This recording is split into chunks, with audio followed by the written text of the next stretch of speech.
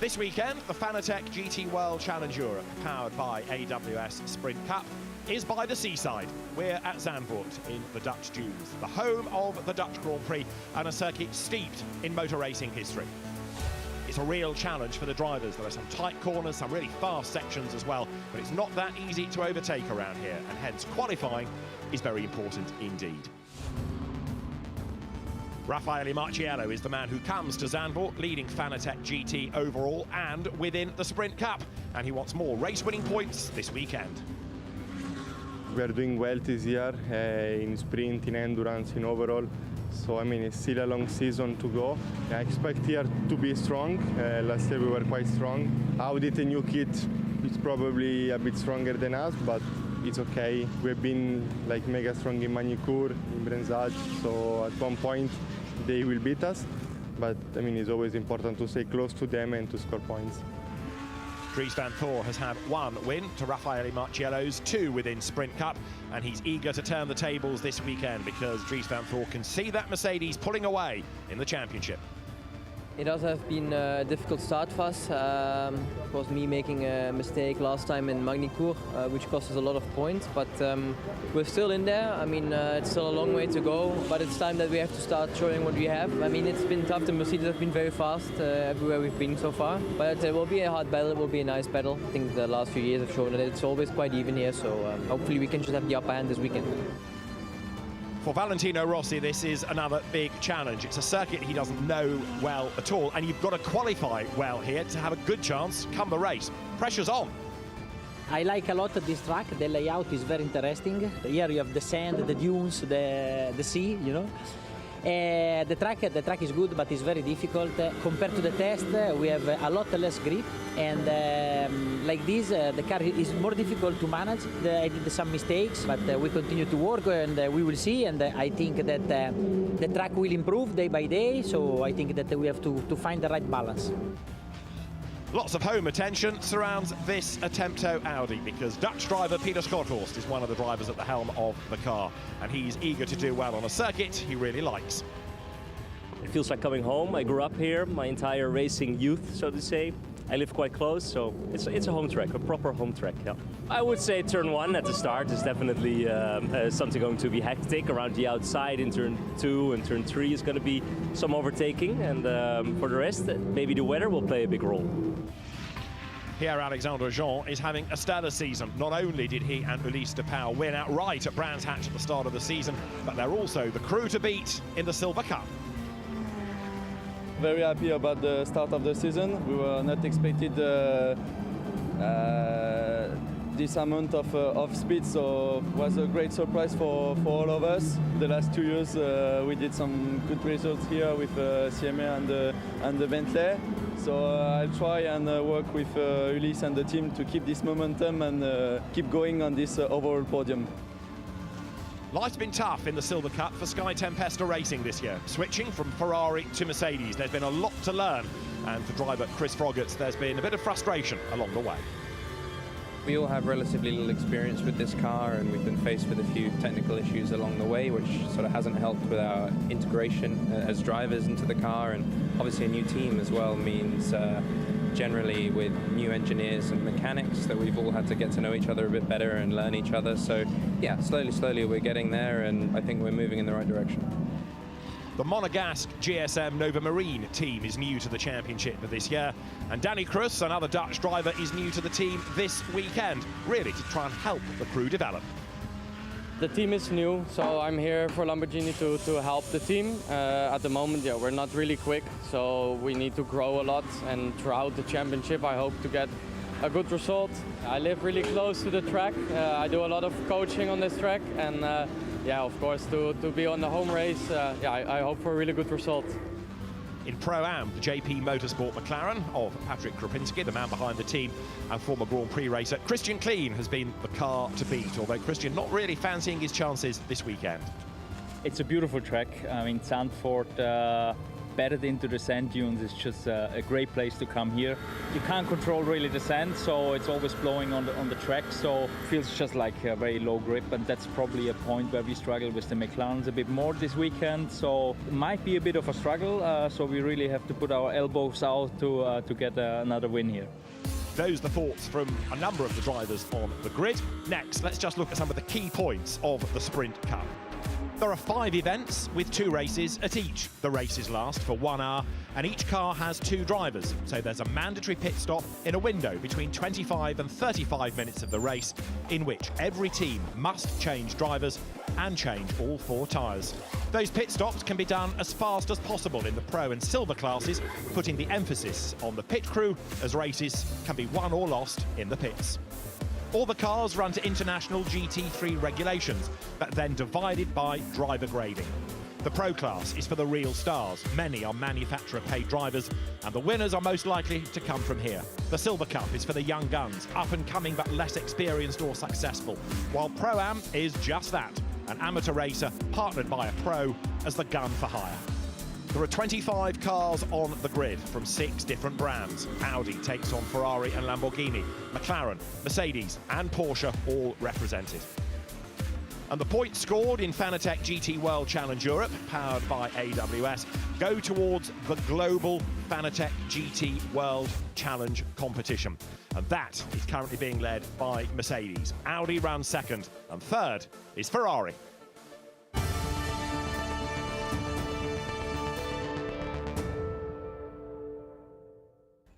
So let the Battle of the Dunes commence. The grid is formed. David Anderson and John Watson trackside. John, we were saying in qualifying this morning how important a session that was going to be. So too the run into and out of the first corner. Yes, indeed. It's the out of the Tarzan hairpin. We see temperatures are much warmer than they were this morning. Well, a little bit warmer, not much warmer, but they're up. And that will have, again, a bearing. But it's who gets out of Tarzan first, rather than who gets into Tarzan. So it's the out rather than the in will dictate to some degree who's going to win this race. Of course, those mandatory pit stops will come into play, but it is very much a circuit of follow my leader. Other than that, for the quick and the brave. Let's just remind you of the grid then. Charles Weert starts on pole position, Simon Gachet alongside. The second row is Ferrari and Audi, Elise de Pauw and Luca Giotto. Then it's Mercedes and Audi. Jules Gounon lines up alongside Aurelien Panis. Igor Welilko's ever-improving pace in the Mercedes puts him 7th alongside Thomas Neubauer. And again from 9th, it's Peter Schothorst with Casper Stevenson starting 10th. 11th on the grid, Alex Acker for Attempto Racing. And Gilles Magnus, who, along with Nicholas Bartz, had a Silver Cup win this year, starts 12th on the grid. Dennis Lin could be a man to watch, 13th. He was impeded a bit by Valentino Rossi, hence that grid drop for number 46 Audi. Tibor Boguslavski is alongside, ahead of Jean-Baptiste Simonard. And 16th on the grid is Manuel Maldonado, former single-seater racer. 17th, Giorgio Roda, who had an off this morning, and then heading Pro-Am on the grid, Miguel Ramos alongside. Chris Froggatt in the Silver Cup Sky Tempesta Mercedes looking to make progress. Stefano Costatini alongside him. Then it's Adrian Delina and Danny Cruz next on the grid. Valentino Rossi drops to 23rd then with Patrick Krupinski 3rd on the grid in Pro-Am alongside him, and then Louis Machiel's 4th, and indeed last therefore in Pro-Am, rounds out the grid. So the cars now get themselves into the Noah's Ark 2x2 formation up towards the line. Simon Gachet lags back a little bit here. That looks, therefore, as though it's a slightly greater advantage for Charles Weert, but they should get themselves back in formation. Now as the lights change and Gachet accelerates away, but it's going to be Charles Weert that leads, and the Ferrari comes up the inside line to Elise de Pauw to go second. And Jules Gounon in the yellow and black Audi also tries to wriggle away through. Out wide goes Gachet. Not a great start by him. So Weert leads, and Elise de Pauw up in a second. And here comes Gounon on the inside line. 3 wide behind them. Contact is avoided, but Gounon, a man on a mission. Yeah, Gounon made the position, but did he lose it? No, he's not. He's managed it stick.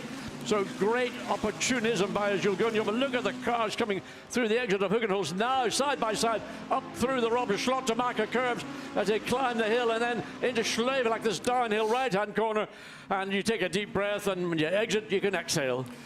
And one of the Attempto Audis with a bit of smoke coming off the right rear corner. I think it might have been 99, which is the Alex Arca car. There's the sister entry. Battles on. There is Arca up the inside to go ahead of number 12 of Luca Giotto. Now, Giotto is going backwards from 4th on the grid. He's had a lousy first lap. Dennis Lynn tries to get up the inside, but it's Wirtz leading. De Pauw 2nd. Gounon is 3rd. Gachet 4th. Not a great start by Gachet either. No, Gachet lost out on the run down into turn 1. Oh, well, who's that? That's the McLaren. But which one is it? Is it the Silver Cup? I think it is. That looks like Maldonado that's off the racetrack. So Manuel Maldonado is off. Number 159. Miguel Ramos survives behind in the 188 entry. There it is, back on the road. But Maldonado is in for a long hour now, trying to get that car back up the order. Watch Jules Gounon. He's going to be right on the tail of the Ferrari as they come through the Kumu curve, then up into the Ari Lyondike curve. Jules Gounon, if he's going to make progress, has got to start doing it now and find a way, if possible, to get up alongside Ulisses De Pauw in the Ferrari coming down into the braking. But unfortunately for Gounon, he hasn't got the straight line performance to get on terms with the Ferrari. But he keeps Gachet at bay. 5th over the line, Panis. 6th was Krothorst. 7th, Juan Ilko. 8th, Alex Arca. 9th, Luca Giotto. 10th, Dennis Lynn. But Giotto, 4th on the grid. 9th at the end of the lap. It all unravelled for him. Now, Patrick Krapinski, who leads Pro-Am, has had a really good first few laps because he started 24th on the grid, and that car is now running in 17th overall. So not only is he doing a great job in class, now putting himself into the lead of it, gaining places within the class as well, but he's absolutely vaulted up the order overall, and that car's going to be taken over by Christian Clean. It will get even quicker in the second stint, so really impressive job being done. There are the race leaders then. You see that change for 4th place, the blue Audi it is now. Panis ahead of Gachet, but Gounon this time perhaps has dropped back ever so slightly from De Pauw. Chris Froggatt's been another man on a mission, and in replay, let's catch up with the Mercedes trying to gain ground into the Hugenholtz box. Goes to the outside of Ramos and keeps on going and comes up ahead. That was a very brave move. This is how Valentino Rossi saw it, John. Yeah, he's sitting back thinking, I wonder if I could maybe do the same thing. But even Froggatt at the back of the Mercedes stepped out. But he was committed. He was going to go around the outside, whatever. Did Rossi gain that? I think he did. Yeah, very, very bold move. That really brave stuff by Chris Froggatt. Up the outside on the banking, and it worked for him, and Rossi gains a place as well. And there is a troubled McLaren. That is Miguel Ramos for Garage 59, and he's in the pits. Yes, and I think that's probably going to be the end of the race. Of smoke or steam or whatever coming from around the rear, whether that's gearbox or hydraulics, hard to tell, looking, second guessing from the commentary booth. Now Bogoslavski there on the inside, look, trying to, get in the traffic, and he gets into the side of the Audi and he turns around Jean-Baptiste Simonar. That puts Simonar in the gravel. That was a bit clumsy. Yeah, I mean, it's inevitable that happens when you get 3 cars into the space of one into Tarzan. Whether that will see a penalty for Bogoslavski or not, we wait to see, but it was avoidable. But in the circumstances, watch again and see the Mercedes dives down the inside. The Audi doesn't see it coming, the 33 Audi, and all of a sudden Mercedes runs up the track, the Audi coming down. That's the penalty of going the long way around Tarzan. You've got to be aware that the car below you is going to run up the side of the racetrack. Oh, Chris Froggatt looks at the back of the 46, I tell you what is going on. Well, he's got a problem, or has he a problem? Rossi has got ahead of Froggatt, and now Maldonado's got ahead of Froggatt as well. So Rossi had jumped the Mercedes, Froggatt trying to fight back, and just got himself into a little bit of strife, and that's enabled that McLaren to jump past as well. Yeah, and that was really more down to Froggatt than anything else. There we go, down the outside, Valentino on the brakes, gets up alongside, and he makes it stick. And of course that makes the Mercedes run wide, and Froggatt had to get out of the gas. He couldn't really go alongside the Audi on the exit of that Hans Ernst Bock. So down the hill, this is the Sky Tempesta. Where is they? There it is, the 46. Go away! He's not going to go away. He's taking that position away. Fred Verviche, come on, Fred, the co-driver of Valentino Rossi. Come on, that's a bit of a... Yeah, we want more, Valentino. We force a smile out of him, and we understand from Gemma in the pits that the Miguel Ramos McLaren was a gearbox issue that brought that in. It's good to see Valentino Rossi making this progress, and another position beckons because he's got the good speed here to get right onto the tail of that Porsche. But now look at Maldonado in the McLaren looking very, very competitive as well. Watch up through the Rob Schlottemacher curve. That's where I think the McLaren might have gained a little bit of speed, but it's all been negated as they get up to the top of the hill and they drop down in through Schlevlach. When Valentino Rossi, I think now in this race is showing more of what I would imagine the spirit of the racing driver, motorcycle. Oh, no, I've spoken too soon. Round he goes. Thankfully, it's run off tarmac, not gravel there. So Valentino Rossi is able to rejoin. John, you've torn it now. But he was having a go, that's the main thing. He was racing. No damage done in terms of what's happened to the car. Loss of place, yes, but he's still in the race. He'll be able to regroup and catch back up again. But he'll have a threepenny bit tyre. Watch and see, here he goes. The back end starts to steer away. Round it goes, a high-speed spin. Those tyres are going to be pretty flat-spotted all around. Hopefully not sufficiently bad that'll make an O, and there it goes again. That's the onboard shot of what happened. Incident involving car 89 and 33 in turn 1 under investigation. Right, into the pit lane comes Ulysse de Pauw. So he gives up second place to Gounod. Also in as Cam Panis, also in as Cam Gachet. And I think you can expect Rossi might well come in as well. Get Vervish in that car as soon as possible. Marciello is ready, look to take over from Boguslavski. Alex Arca is in, Thomas Neubauer is in, and in also is about to come Patrick Krupinski, and I think also possibly Danny Krus has just died for the pit lane. Boguslavski is in. I think everybody in the pit lane has worked it out. The only way we're going to make progress is if we make our pit stops as early as possible and try and leapfrog the competitor we've been battling about behind as the Ferrari rolls down the pit lane. So it looks like a reasonable waiting to look and see the pit stop time for the respective cars. Anyway, the Ferrari rolling. Pierre-Alexandre Jean behind the wheel. So that car is about to break the pit out beam as it accelerates away. And 55.2 seconds, Ulysse de Pauw's pit stop now, Pierre-Alexandre Jean at the wheel of it. But much quicker was the Patrick Niederhauser, their blue Audi, 53.8. So we'll start to compare these pit stop times against the next wave when they come in. There is the race leader, so they're going to stay out. They've got clear track, but cars now filtering back on to the racetrack. I was about to say, yeah, that traffic now is the problem for Witt, because clear road ahead has become back markers ahead. Okay, they just made a pit stop as in comes Gounod to give way to Jim Pla, but now Charles Witt run ahead of him, slightly impeded by cars coming out of the pits back into the race. Number 12 arrives, Luca Giotto to give way. Mattia Drudi in. So there we see the 88 rolling down, so Jim Pla behind the wheel. And where is the Ferrari? Well, that's the Ferrari coming down. So that is an overtake, an easy overtake. So third has become second. Jim Pla in second place, in effect, once all the pit stops have washed through. Well, remember I said it was 55 seconds for the Ferrari, 52 seconds for the Mercedes, so it was a slow pit stop from AF Corsa, and it's cost them second place. They still lead the Silver Cup, but now Jim Pla up into second spot. Charles Witt, the race leader, should be in this time. He is indeed. There you can see the car makes its way down the pit lane. Dries van Voor very definitely on his toes there, dancing around, psyching himself up. And now the mechanics will go to work. And they know that this is going to be certainly the critical pit stop of the race, because this will either make or break. There is what will be ultimately second place, or could even be first place. So through that Hans Erzbach, so the tyres going on, it's going to be, I think, to the advantage of WRT. There the car off the jacks, by a comfortable margin in my opinion, because the Mercedes is yet to come on to start finish straight. It's just about doing it now on board with Jim Pla. The Audi, now he's got to wait until he comes down to the end of the pit lane, but there's the Mercedes in the background, but the gap is actually extended. What was the time for the Mercedes, for the number 32 Audi? 52.2, fractionally to there, so you can see visually. But was Ferrari in second place? Now it's the Mercedes in second place. And drama there for the McLaren.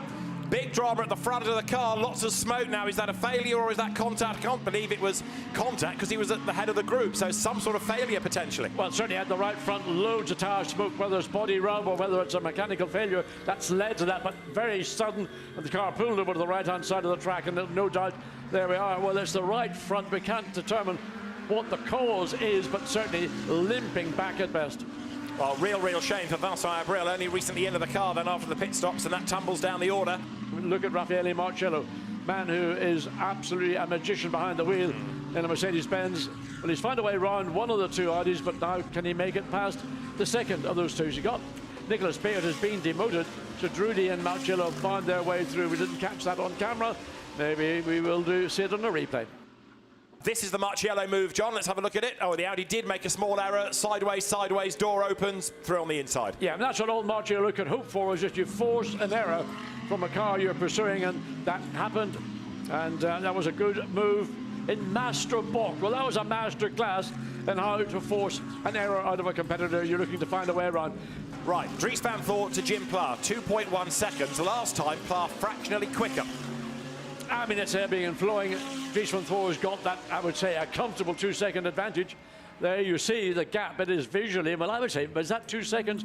Maybe it's actually come down a fraction. 3. Full course yellow is being called for. 1. Full course yellow Now. I think it will become a safety car procedure to move the McLaren, because that's still being covered by a yellow flag. If you can get that McLaren move, then of course it's green flag conditions. So safety car on track, as you see, ready for safety car procedure to be called for by Alain Adon, the race director. And that's the race leader, Dries van Voor, who, when we go safety car, will be caught by Jim Pla.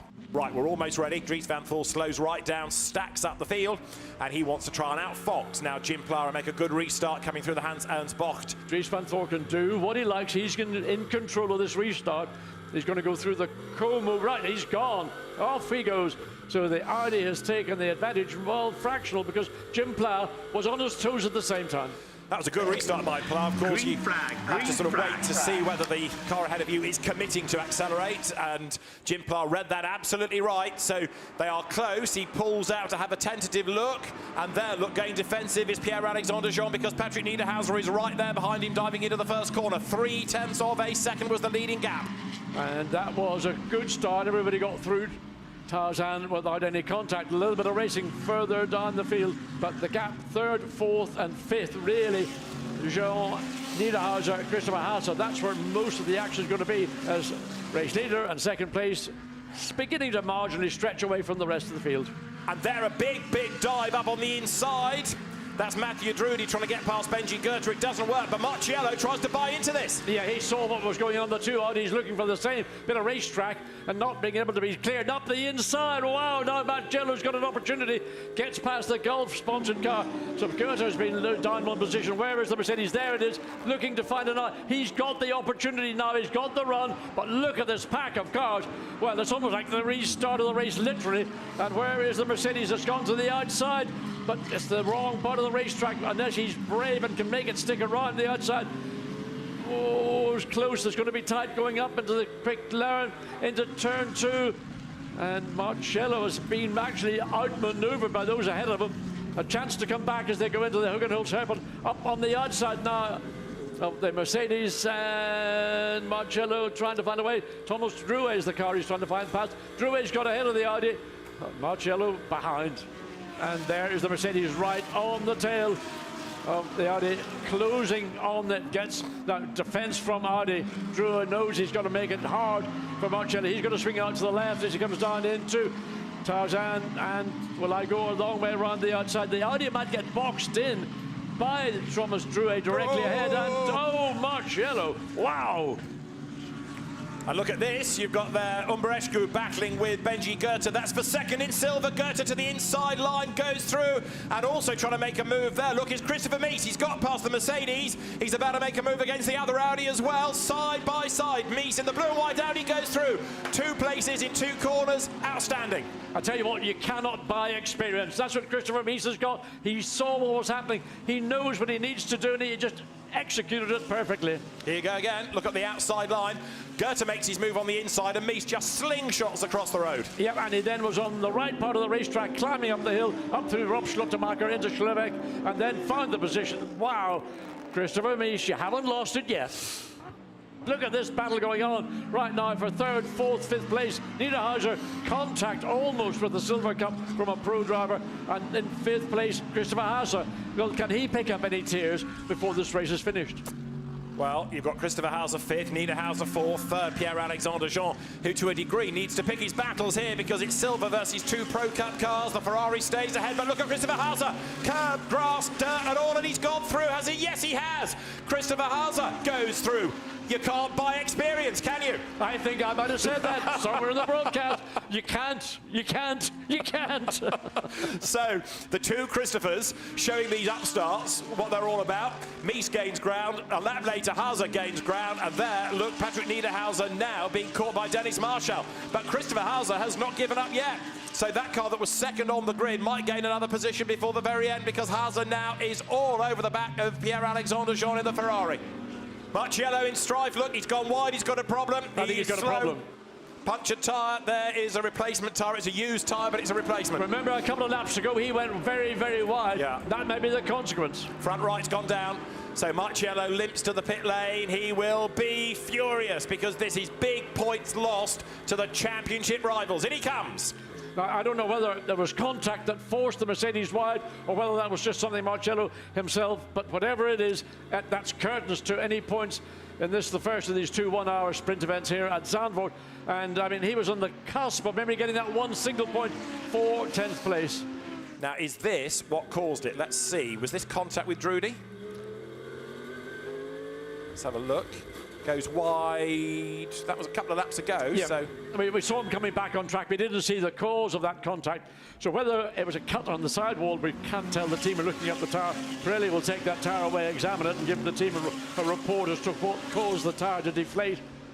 Through the Rob Slottermacher box they come. And the team, the ACA, or now Acodis ASP team, saying it was contact with Marciello and Drudy that caused the puncture. We'd seen him in replay going off the road from that onboard, but it was a brush between the two of them, according to the team. Now, back into the race went Marciello, but he's 23rd. Well, side by side in turn 9. And has Christopher Hauser got the job done? He's going to go the long way around the outside. Will the Ferrari just run the Audi wide? No, it stays relatively tight, and the advantage has gone to Christopher Hauser. That, again, I think is a mirror of what we had maybe seen before the round of pit stops, and that is that the Ferrari hasn't got the front end bite that the competitors around it appear to. Christopher Hauser worked that out again from about 3 corners back to force the Ferrari into doing something that maybe Pierre-Alexandre Jean didn't want to do. 32, Audi then, 10 seconds to go, heads towards the line. It's going to be a win. It's going to be for Dries van Thor and Charles Weerts. It's a second of the season, an overdue victory at Zandvoort, up to the checkered flag, which should be there. The clock hits 0, through it goes. The flag does not come out on time, but the race is over. The clock has hit 0. So Dries van Thor and Charles Weerts take the win. Second across the line, Jim Pla and Jules Gounon. And it's a very, very happy Charles Weerts then, who can celebrate honours. They're going to get another lap, I suspect, because none of the drivers would have seen a flag. So some are going to keep on racing, but the race is over. We've hit the allotted time. So let's give you the provisional result then. Dries van Thor and Charles Weerts, the winners by 2.8 seconds from Jim Pla and Jules Gounon. Simon Gachet and Christopher Hauser are covering for third ahead of Ulysse de Pauw and Pierre-Alexandre Jean, who win in the Silver Cup. Aurélien Panis and Patrick Niederhauser fifth from Peter Schlothorst and Dennis Marshall. Seventh, Alex Alka and Nicholas Schurl from Casper Stevenson and Thomas Drouet. They were the second and third place crews in silver. Ninth overall, Luca Giotto and Mathieu Drudy. That car losing ground at the start, and Jean-Baptiste Simonard and Christopher Mies taking 10th, with Valentino Rossi 15th, sharing as ever with Fred Verviche. Let's hear from Dries van Thor and Charles Weerts, race winners. Dries, Charles, congratulations. Let's come to you first. Charles, a textbook first stint for you. Yeah, I mean, it was great. Took well out of the line. Car was really good. We know that everybody suffers a lot from degradation, so the first lap I was just making sure to not overpush, and then yeah, the car was just great, and yeah, it looked like we suffer a bit less than the Ferrari, so it helped us to breathe a bit, and then I think they were also fighting, so for sure it helped me, and then Dries just did an amazing job, yeah, taking the car back home without any mistakes, just like usual. So yeah, great job by everybody in the team, and yeah, great deal for sure for the championship too. And like usual, a fantastic pit stop by the team, and then that safety car restart, so well controlled, Dries. Yeah, I mean, first of all, I mean, the win is credit to Charles today. He did a great job in qualifying and then a great first stint. So, I mean, hats off to him. The car was amazing. I mean, the boys really did a great job overnight. We had already some issues yesterday with our long runs that we were just having overheating the rears. But we really solved the issue now, and the car was nice to drive. And yeah, the boys again did an amazing pit stop. So yeah, for me, it looked like an easy drive home, but it wasn't. But it sounds like it. It looked like you pushed hard. Well done to both of you. Fantastic. That'll affect the championship, of course, and it affects it thus. It now puts into the lead Charles Weerts and Dries van Thor, ahead of Timo Boguslavski and Raffaele Marciello, with Jim Pla third. Fourth overall, Ulysse de Pauw and Pierre-Alexandre Jean, ahead of Patrick Niederhauser and Aurélien Panis, with Simon Gachet and Christopher Hauser next. And Jules Gounon, of course, not scoring the same number of points as Jim Pla because he had to miss an event while he was away, winning at Bathurst. But as the champagne sprays, hats off to Dries van Thor and Charles Weerts, taking over the Sprint Cup lead.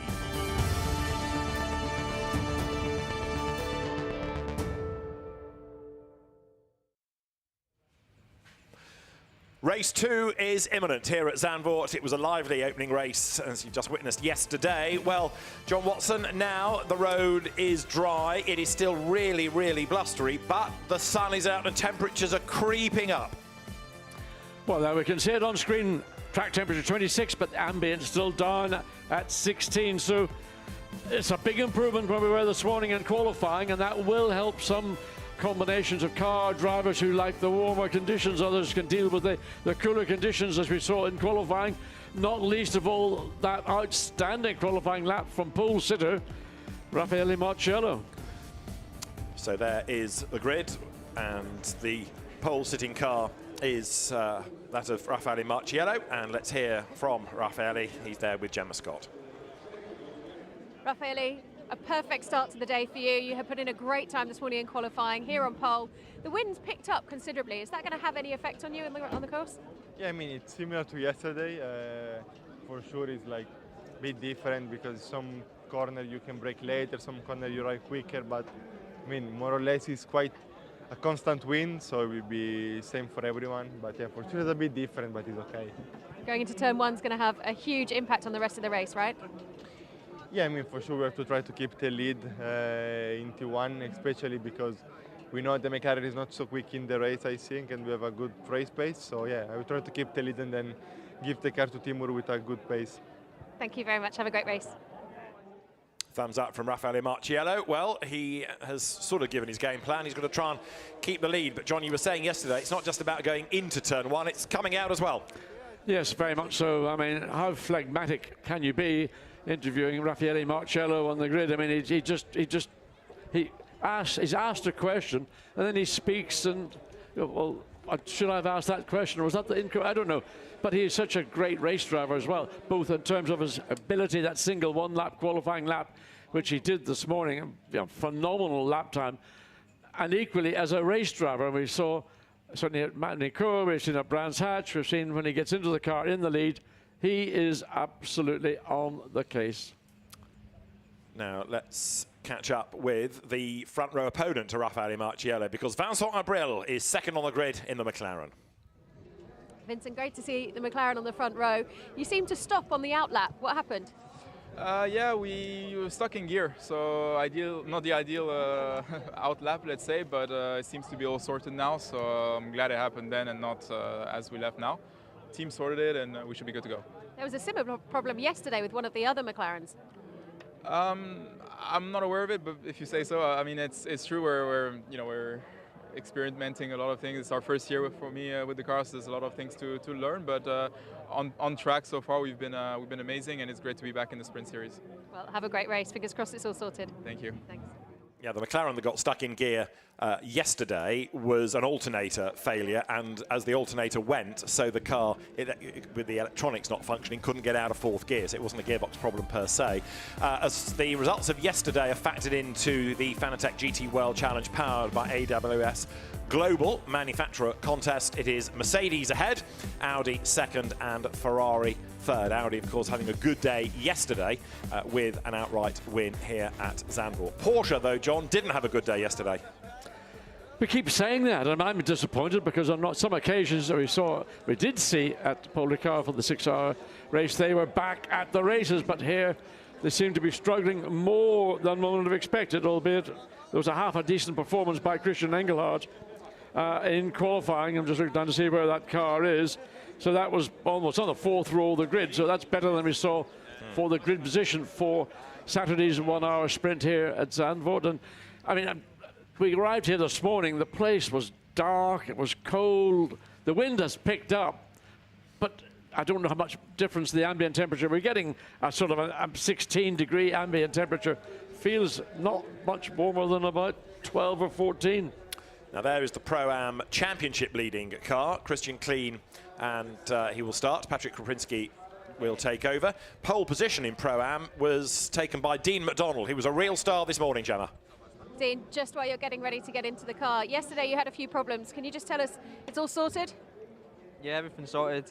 Car feels good. I think the weather's going to hold off as well, so yeah, I think we're in for a good race, and yeah, we'll see what we can do this time. And you put a mega lap in qualifying. Yeah, I think we still had a bit more in it, but you know, Bit of a mistake from me, unfortunately, but yeah, car feels good. Yeah, we're ready to go. Thank you very much. Have a great race. So Pro-Am pole position, that car lines up 5th on the grid, which was a mighty effort by the young Scottish driver Dean McDonald. Looking further back on the grid, number 66, the Attempto Racing Audi there.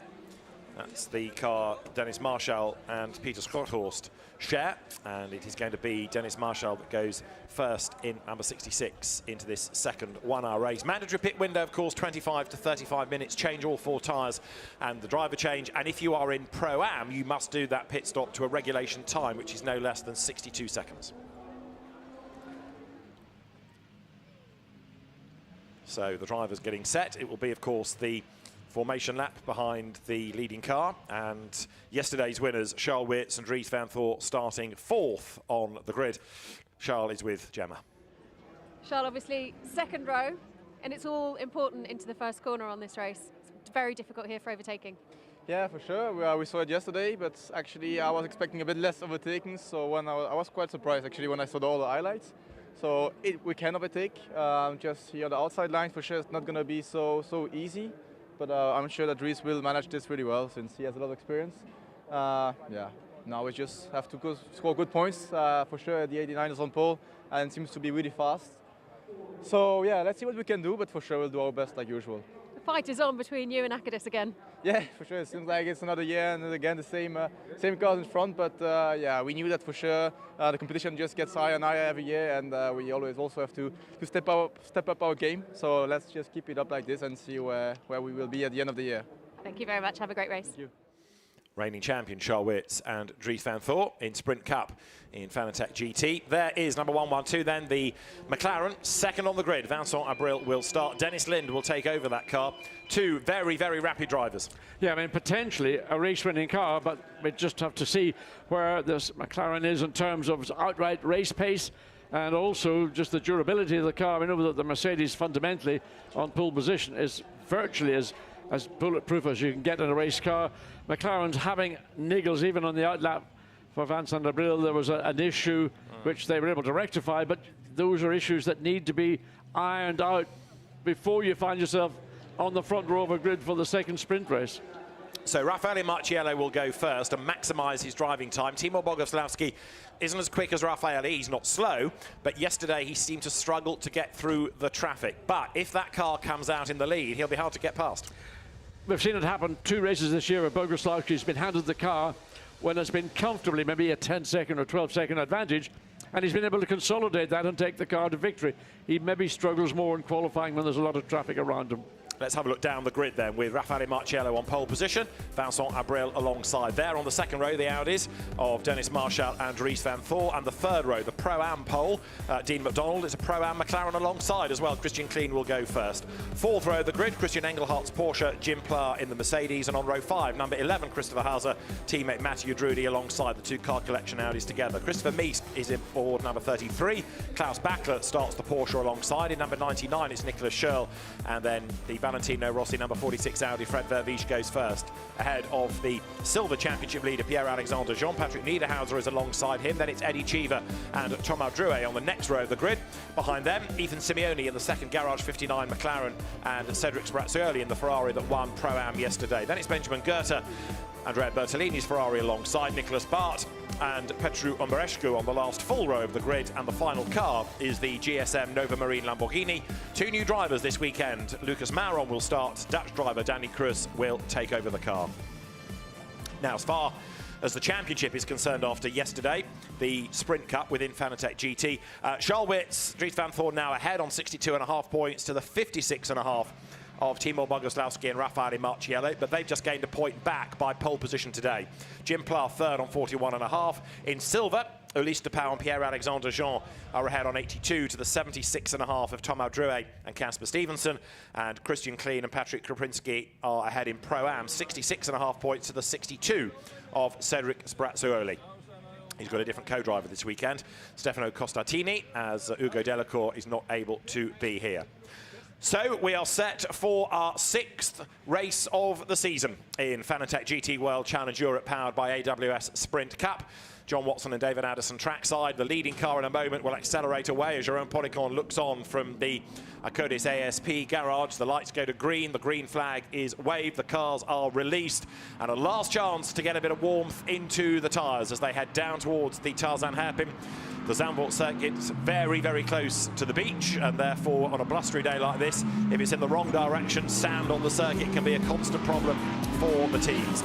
Let's just have another look at how that grid is going to form up then. They'll get themselves into the 2x2 formation at the end of the lap. Raffaele Marciello on pole, Vincent Abril with him at the front. Dennis Marshall, good qualifying effort. He will start third, and Dries van Thor only fourth ahead of Jean McDonald, and then alongside him, Christian Kleen. Christian Engelhardt starts 7th, Jim Pla 8th, and you saw earlier Jules Gounon beckoning forward as though that's the progress they need to make. 9th is where you find Christopher Haase, and lining up 10th in the sister car at Tresor by Car Collection is Mathieu Drudi. Christopher Mies, 11th on the grid. Klaus Bachler, 12th. Nicolas Schurl, 13th, and it's Fred Vervisch starting 14th in the car that had a spin yesterday in Valentino Rossi's hands. 15th, a long way back on the grid, given that they've had an outright win this year. Pierre-Alexandre Jean and Ulysse de Pauw's Ferrari. Patrick Niederhauser a long way back as well, ahead of Eddie Cheever for Sky Tempesta Racing, and another of the Acodis ASP Mercedes of Thomas Drouet. Ethan Simeone, the Canadian, for Garage 59 is next, with Cedric Spirazzioli for Company. Benjamin Goethe, 21st. Andrea Bertolini from Pro-Am, a long way back relative to the two McLarens at the head of the class. He's 22nd. Nicholas Bart got a drive through yesterday. Petru Ombrashku also got a penalty post-race yesterday for contact. He is on the outside of the 12th row, and the grid completed by Lucas Mauron. There were some penalties yesterday. They were post-race. Now, contact there, because nerfed off the road has been Lucas Mauron by the McLaren, and the McLaren in question was trying to retake its position, having stopped on the circuit. Now, that I'm imagining is Ethan Simeone's car, but if you fall to the very back of the pack, in other words, if everybody goes past you, you cannot take your grid position. What he was trying to do was make sure he didn't drop to the back of the pack, and contact is the result. Now, has the Lamborghini got going? Yes, it has, but there's damage even before the race starts, John. Yeah, that car's going to have to go straight back into the pit lane. The damage is clearly a lot around that left front side. So what an unfortunate, let's put it in inverted commas, unfortunate moment or incident. And whether this is going to have any bearing whatsoever on the actual start of this race, looks like it's going to go forward because the Lamborghini is back in the pack, but the damage will have to be attended to at the earliest opportunity. Yeah, that Lamborghini is going to pit, I'm sure, and no doubt the stewards will want to have a look at that, because contact on the formation lap is an absolute no-no. So into the Arie Luyendyk box they come. There was talk this morning when it was very cold and damp about 2 formation laps, but it looks as though we are going to go for a start as the safety car, the leading car, has slowed right down, ready to get the field into the side-by-side 2x2 formation, heading up towards the line then. Raffaele Marciello versus Vincent Abril, and Dries van Thor lagging back a little bit in that 4th place as they come off the banking. The leading car quickens its pace and heads into the pit lane. The pole position car of Raffaele Marciello gets set for the start then on board there with Christian Kleen. The lights are about to change to get race 2 of the weekend in Fanatec GT underway. Pierre-Alexandre Jean gets out of sequence in the Ferrari. There's contact in the pack and bits go flying, but a good start is made by Marciello. Vincent Abril to the outside line. Van Thor to the outside of Marshall as they dive into turn 1. Tries to scrabble around on the outside. The Porsche gets run out wide. Vervisch gets run out wide as well. And there's a spin in the middle of the pack. Thomas Drouet, by the look of it, has gone around, and there's drama then at the first corner. Yes, but that Dries van Thor's got himself up into 3rd place. So that's an improvement. He held back, but got the run down into turn 1, went the long way around, and managed to find a slot to slot himself into. So 1 position gained in turn 1. Into the pits has come Ethan Simeone in the McLaren. Thomas Drouet tries to sort himself out then as the race leaders accelerate their way up through Skyflach for the first time. There is Fred Vervisch going out wide. Now, he was in a bit of a skirmish at turn 1. He may have picked up some damage as well. Marciello it is then that leads the way. This is turn 8, turn right, and turn right again through this almost mushroom-shaped part of the circuit. Drouet has got going again. I just wonder whether anything might be done about Pierre-Alexandre Jean's start, dropping out of the pack and coming back in again. The race director does not like people doing that, as Jim Pla is under attack there from the Porsche of Engelhardt. I think the Ferrari was maybe trying to anticipate the lads going out and got it wrong and had to pull back in again. So the consequence may be some form of penalty down the hill, down into Hans Ernst Bock. And you're trying to get, what, 4 cars into the space of 1. in a very tight corner, and really you've got to be patient in these opening laps. Fred Ravish likewise in the 46 Audi trying to make a move on the 93 Mercedes of Eddie Cheever. Ethan Simeone has rejoined after pitting to sort out the damage and whatever the problem was that caused him to stop on that formation lap as Marciello leads. Then he comes through now.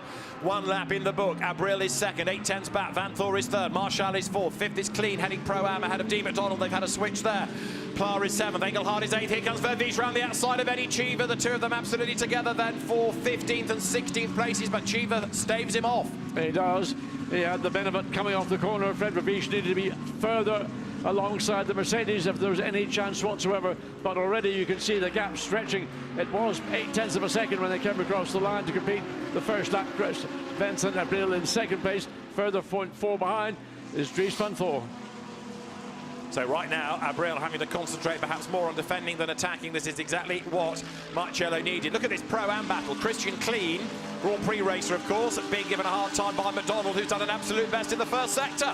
I mean, Dean McDonald has been absolutely stellar here this weekend, up behind the sister car, or the sister Make, looking to find a way through. Christian Clean isn't going to give it up very easily, and Jim Pla, the Ferrari in, which is at the 52 or 21, I think, isn't it? Yesterday's Pro-Am winning car, yeah. That got run out wide on the dirt at turn 1 on the first lap, punctured tyre. And but not just that, the rim is also damaged. You can see a big chunk of the rim is missing, so that was why the tyre went down. Start is under investigation. Start is under investigation.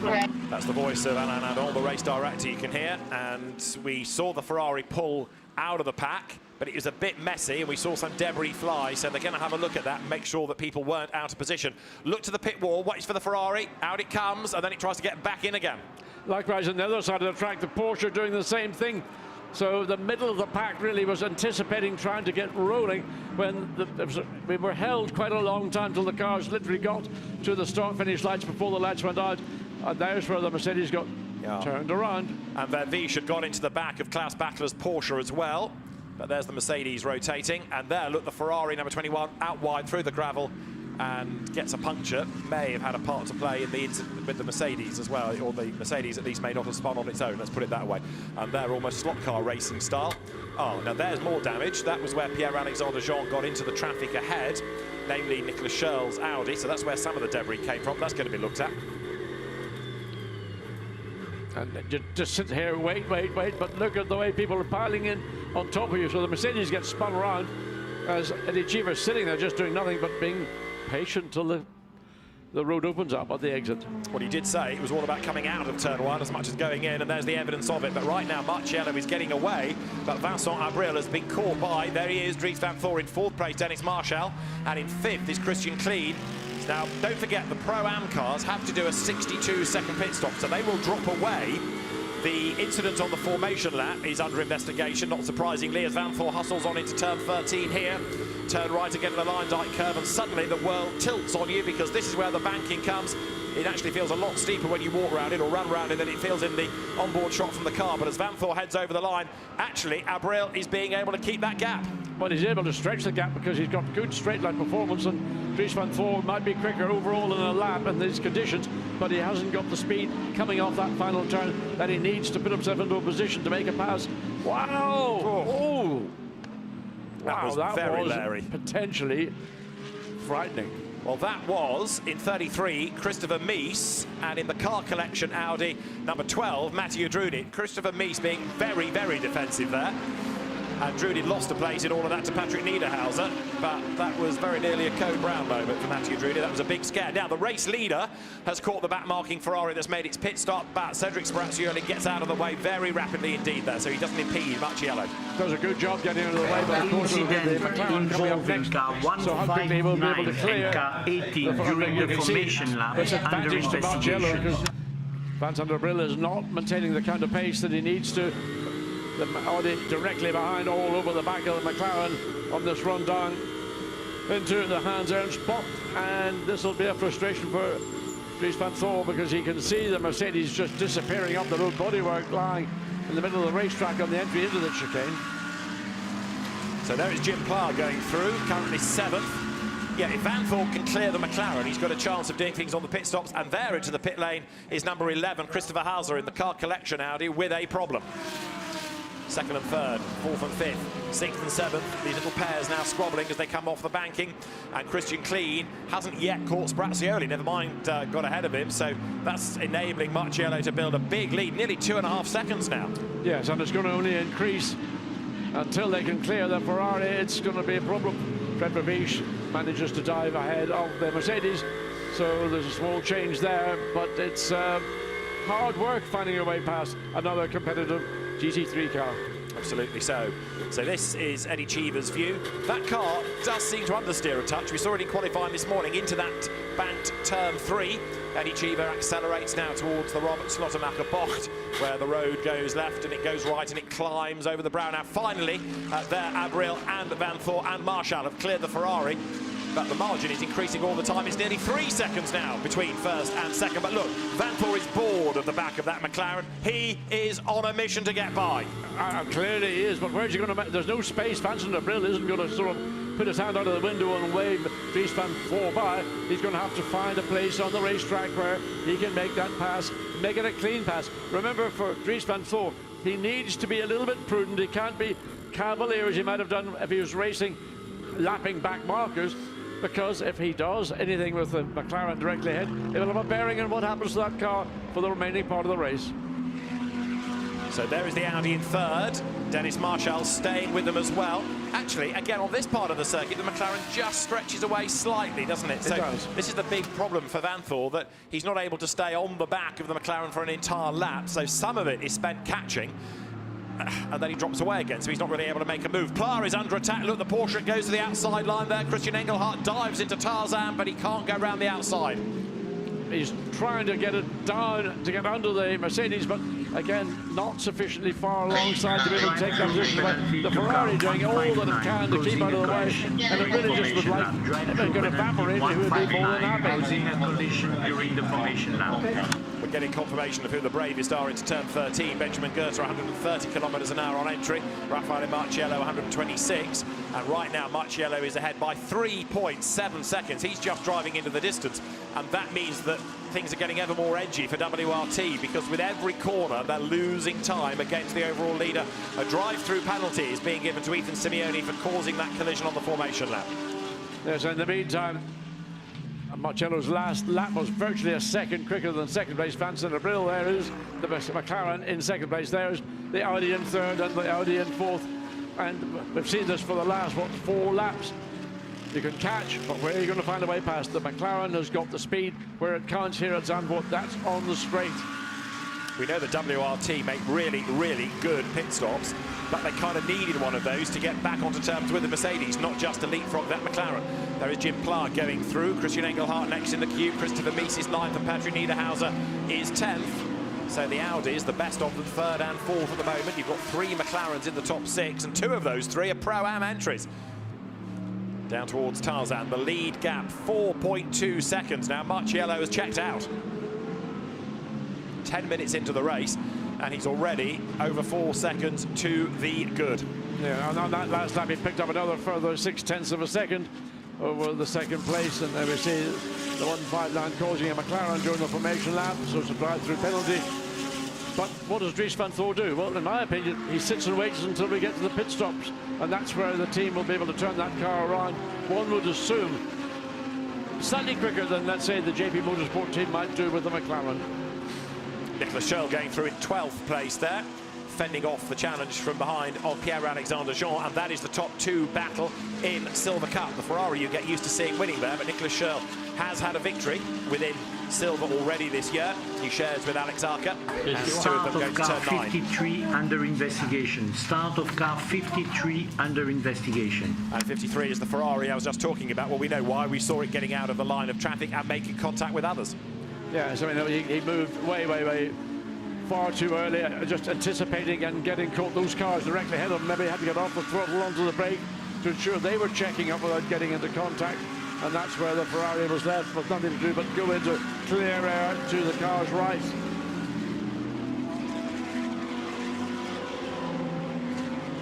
So there is the leader, absolutely out on his own. Raffaele Marciello goes through, and now Vanthoor is just about close enough to think about a move against Vincent Abril. He tries to unsettle the McLaren going into Tarzan, comes out of the corner still on his tail. Now we're on board. This is Dries Vanthoor. He's third and he's going for second. Yes, up into turn 2, and this is a corner really more about setting yourself up for the Hoogenhoel Serpent.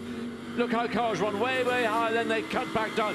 Dries Vanthoor tried to get alongside Vincent Abril, but there was no space available. Now up through the Rob Schlottermacher curves, go left, go right, up to the top of the hill, then the Schluff down into this. Well, I'm just wondering how much grip the McLaren has, because it looks to me like Dries Vanthoor has got a better car around this part of the racetrack than the McLaren is giving Vincent Abril. But it's on the straight where the McLaren consolidates. Again, into turn 9. How close should you get without getting into contact? Looking to go up the inside, make the space, but without having contact. It's very difficult to see it having any success. But the commitment level is increasing, isn't it? He's getting more and more frustrated now, sitting there knowing that the leader is getting away. So here is Vanthoor, eager to try to force a mistake out of Vincent Abril. It was very, very close to those markers on the inside of the second part of the Hans Ernst Bocht. Up towards turn 13 they come now. Marciello, no surprise, fastest lap of the race. He's out on his own up front, as here, second and third, Abril, and then Vanthoor coming to the Ari Line-Dyke curve. This will be the end of lap 8. And you can see Abril just is able to stretch the entire distance of the straight. All the hard yards done by Dries Vanthoor at every corner, bar turn 14 onto the straight, and the straight itself is working in favour of the Audi. Out of Tarzan they come. This is Eddie Cheever's view as he comes over the line in 15th and loses out, because in fact now there Benjamin Goethe goes ahead of him. So Eddie Cheever has dropped back one spot. Goethe was ahead as they came over the line, secures that going into turn 1. Eddie Cheever with Chris Froggatt running in the Silver Cup, and again really having to fight the car into turn 3, and has he lost a place? I thought on the inside line he was about to get mugged there, because Klaus Bachler was right on his tail, is right on his tail. Yeah, right. I mean, the amount of lock that Cheever's having to apply to get into the Hoogenhoels and through the corner would appear to be way greater than any other car we've had an onboard view from. So whether that's simply the car setup or whether there's an issue we're not aware of. Remember, this is a replacement chassis for the one that was basically heavily damaged in a testing accident post the Manicourt sprint round. So one would assume that the chassis is as fresh as you can get. This is the fight for second. It's the same order. Vincent Abril ahead of Dries Vanthoor. And there is Ethan Simeone's McLaren just up the road. That is the car that has had to serve a drive-through in addition to its self-imposed pit stop with a problem on that formation lap. So out of the Line-Dyke curve it comes. Marciello is nearly on the beach. They certainly got half a straight's advantage over second place Vincent Abril. The gap now is 6 seconds, maybe 7 seconds, 6.5 seconds it is. Simeone, in fairness to him, gets out of the way of Abril, Vanthoor, Dennis Marshall staying with them as well. And then it's Christian Kleen hanging on to the lead of Pro-Am ahead of Dean McDonald. Pla is 7th, Engelhardt 8th, Meet and Niederhauser round out the top 10. Dennis Marshall here going really nicely, isn't he, in the Attempto car? Yes, he's caught in the line of traffic. He's a bit more patient, one might think, than Dries Vanthoor is, but he's just sitting there waiting. But the pace that Marciello has, he's got a 6.5 second advantage 15 minutes into this race. He's probably going to do another 15 minutes or so behind the wheel. So he could have a 10+ second advantage, which would be a comfortable gap between whoever might be in second place and the lead Mercedes to hand that car over to Timo Boguslawski. Dean McDonald right there on the back of Christian Kleen. So these two McLarens having a really good squabble. The blue McLaren ahead of them is a lap down, don't forget, of Ethan Simeone. So ignore that from the contest for now. But McDonald never got a race yesterday because the car with its alternator failure, which left it stuck in 4th gear, retired very, very early on, long before the pit window opened. So McDonald has had very limited track time this weekend, but he was a real gun this morning and he's going nicely now. It was a very impressive in qualifying. At one point he was up to second quickest. It just seemed to... well, maybe because he comes from Scotland, he's accustomed to those climates that we had here this morning. Didn't seem to faze him whatsoever, and ended up starting on the 3rd row of the grid. So the leaders come up towards the line once again then. Over the timing line goes Raffaele Marciello, and he is now 6.8 seconds ahead of Vincent Abril. look back as they're on the outside line. The Porsche number 54. Christian Engelhardt attacks Jim Pla, tries to unsettle the Mercedes, but Pla, for the moment, is not going to crack. No, and I mean, Engelhardt hasn't got sufficient performance, particularly in the top speed range of the car, to find a way around the Mercedes. So now, all the way up through the Strottomacher curves, there's just follow my leader. Other than on the opening lap, we have seen a lot of certainly robbing coming up through the section of track in the opening lap. We did in the sprint race yesterday. We saw a little bit more here today. But again, what do you do? There's no part of the racetrack that gives you a run to enable you to have a chance to get alongside a competitive car.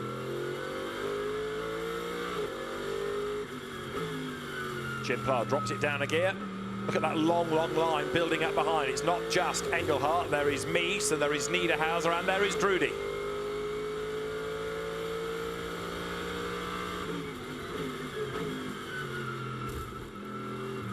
Over the curb, through the chicane at the Hans Ernst Bocht. They come, and here the Mercedes gets away, doesn't it? Good torque out of the corner. Yes, I mean, it's just in a position where it can just extend its advantage at parts of the racetrack where Engelhardt can catch up on other bits, but in the second half into this final sector, it seems that Jim Pla's got enough in reserve. Again, you can see the gap has stretched as they now come onto the straight to come up and complete lap 10 for some, onto lap 11 for others. So down into Tarzan goes Jim Pla. That markers, of course, slightly out of sequence. Ethan Simeone, Cedric Sprazzioli having to be negotiated. And this is looking back again from Jim Pla's car. For the moment, at least, he's being able to maintain that gap over the Engelhardt Porsche. And again, you see how deep they go to then run wide up the banking at turn 3. Well, the banking and the Hugenholz hairpin benders fundamentally doing what his design objectives were, was to encourage overtaking. We have seen a few passes. We saw them yesterday in the sprint race. It certainly creates a much more spectacular visual than the original layout of that tight hairpin band. And actually fewer incidents, seemingly, as well. It used to be a real crash fest, that corner, for certain categories, but we haven't had it this weekend as the cars now come out of turn 10. So Jim Pla through that left-hander, inching up onto the back of Dean McDonald. There's the second place fight. Now, Dennis Marshall is just slightly dropping off the back, isn't he? He is. Just looking how close Van Thorn is to the back of Vincent Abril. So if he can get himself into, well, have that distance by the time he gets into this corner, well, he hasn't done that, and then into this final Larry Landau curve, he can maybe get under the rear wing and look at the possibility, but he's not close enough. It just isn't really, he hasn't got enough where it counts, and here the straight is what it's all about at Zandvoort. Charles Weir is almost looking a bit defeated there, realising the task that is ahead of him as the cars then now come out of Tarzan. 8 seconds is the margin first to second. Well, it's only half a second at second to third, but might as well be a minute, because if you can't get past that McLaren, then you're not going to get anywhere in the race. And Dries Van Thorn running out of ideas, running out of options as well now as his stint draws towards a close. The thing that's compromising him is he hasn't got straight line performance, which is their salvation for Vincent Abril. That's Fred Verviche versus Ben Goethe. 2 more WRT Audis, absolutely level. And Goethe comes up to have a go at Verviche, who's got damage. Look on the front, and he goes through. Yeah, that was well executed. He got a good run through the Hugenholz, got up alongside Fred Verviche. You can see that right front damage. That'll have a bearing in the cars, particularly on the entry that turn into these corners. So Ben Goethe did a good, that's probably one of the better passes that we've seen here in this race. Raffaele Marciello wondering if anybody else is on the circuit, because he is out on his own right now. They're second and third. Abril versus Van Thorn. Marshall is fourth. Big gap back to Christian Klein fifth. But of course his target is to win Pro-Am. He knows with a 62-second pit stop looming, an overall result is not really on the cards. But Marciello has just been mighty. Watching Marciello come into turn 13 and into 14, he makes one constant, very, very gradual curve. So he's not having to come in, turn, then straighten up, then turn back in. It's all one progressive, lovely smooth, and that's a part of where he's also gaining an advantage onto and on the straight. So Abril and Van Thorn, half a second remains that margin. Tantalising Van Thorn. He just can't bring it down enough to challenge, but he's got the pace to be able to stay at that particular point in the gap. Half a second it has been, lap after lap after lap. Again, he tries to tighten the line coming off turn 3. Again, he gets onto the tail of the McLaren. But again, Abril is able to fend him off. And the key is he's got the car to enable him to do that. That's why I think where the McLaren is losing out clearly is it hasn't got the bite, the grip. And you can see it very clearly in the Hugenholz Herpen bend.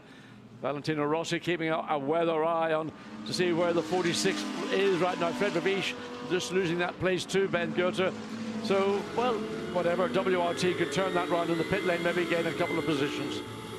And again, Vanthor trying to make Abril put a foot wrong. Well, Vincent, of course, losing time against the leader by having to defend.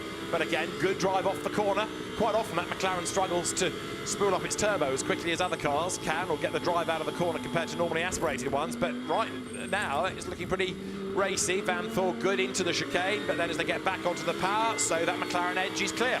Yeah, I think when you get the McLaren on the full throttle configuration, it's producing all the horsepower it needs to.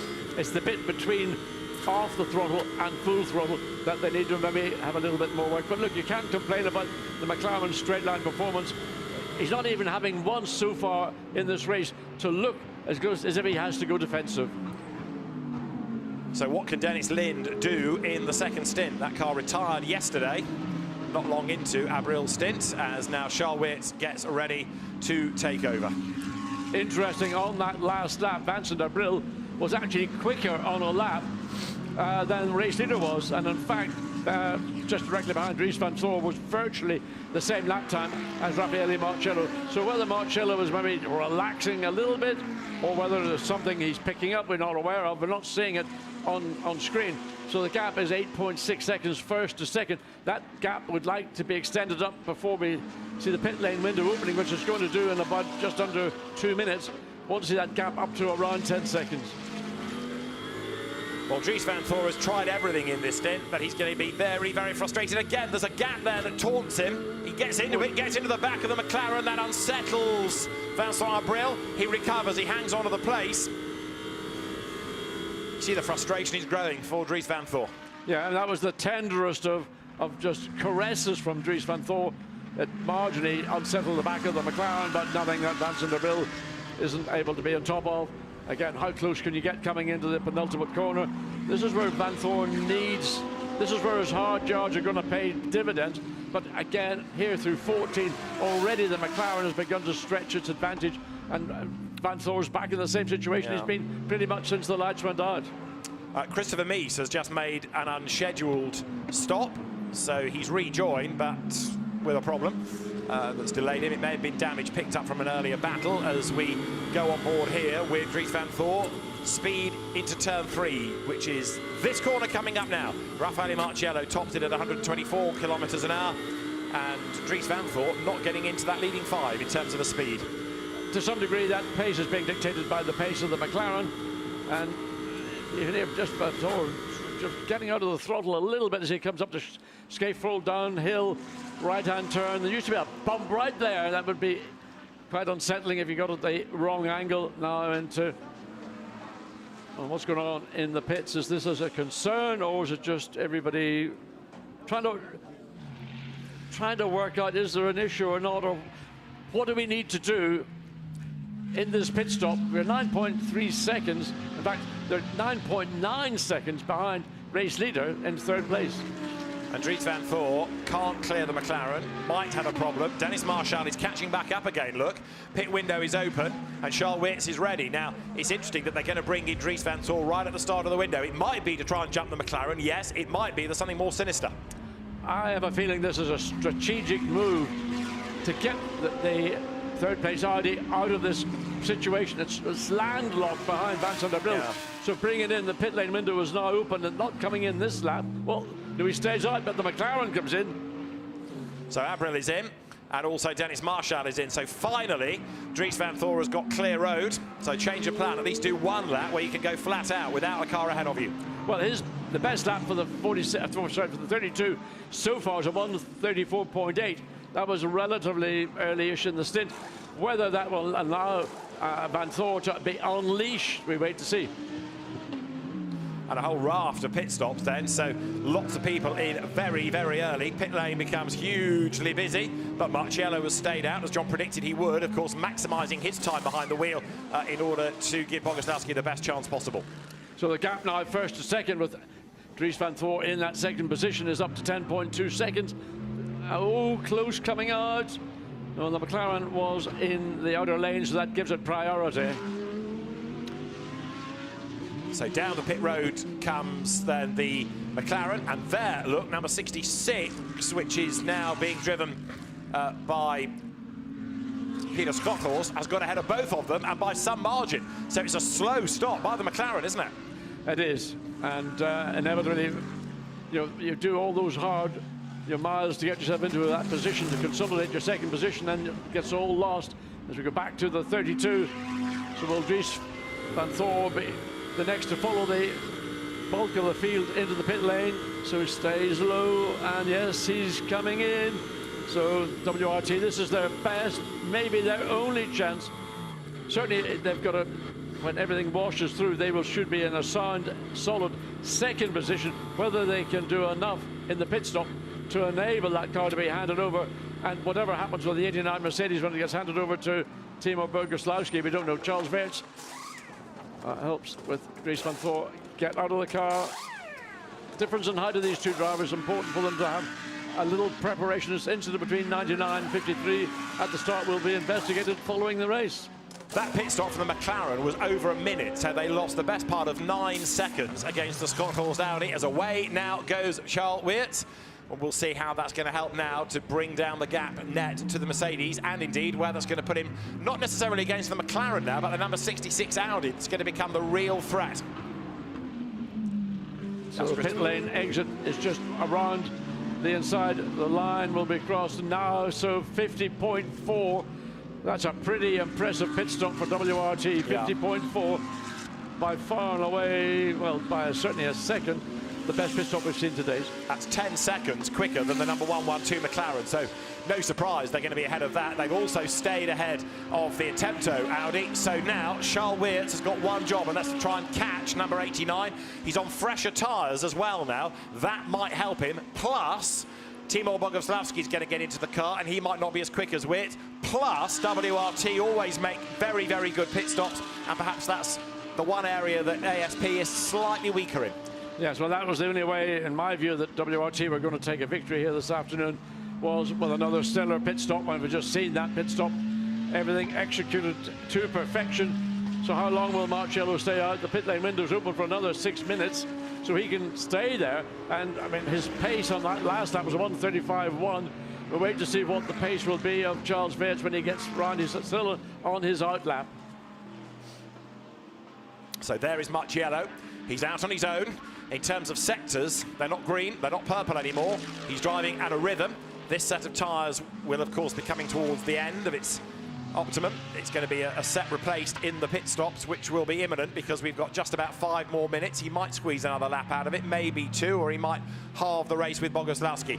Dean McDonald, in the meantime, has just done an absolute best in the first sector, so his McLaren absolutely flying. And he just continues to impress. He's really, really capable of getting a lap time out of a McLaren consistently. Certainly here this weekend, very impressive.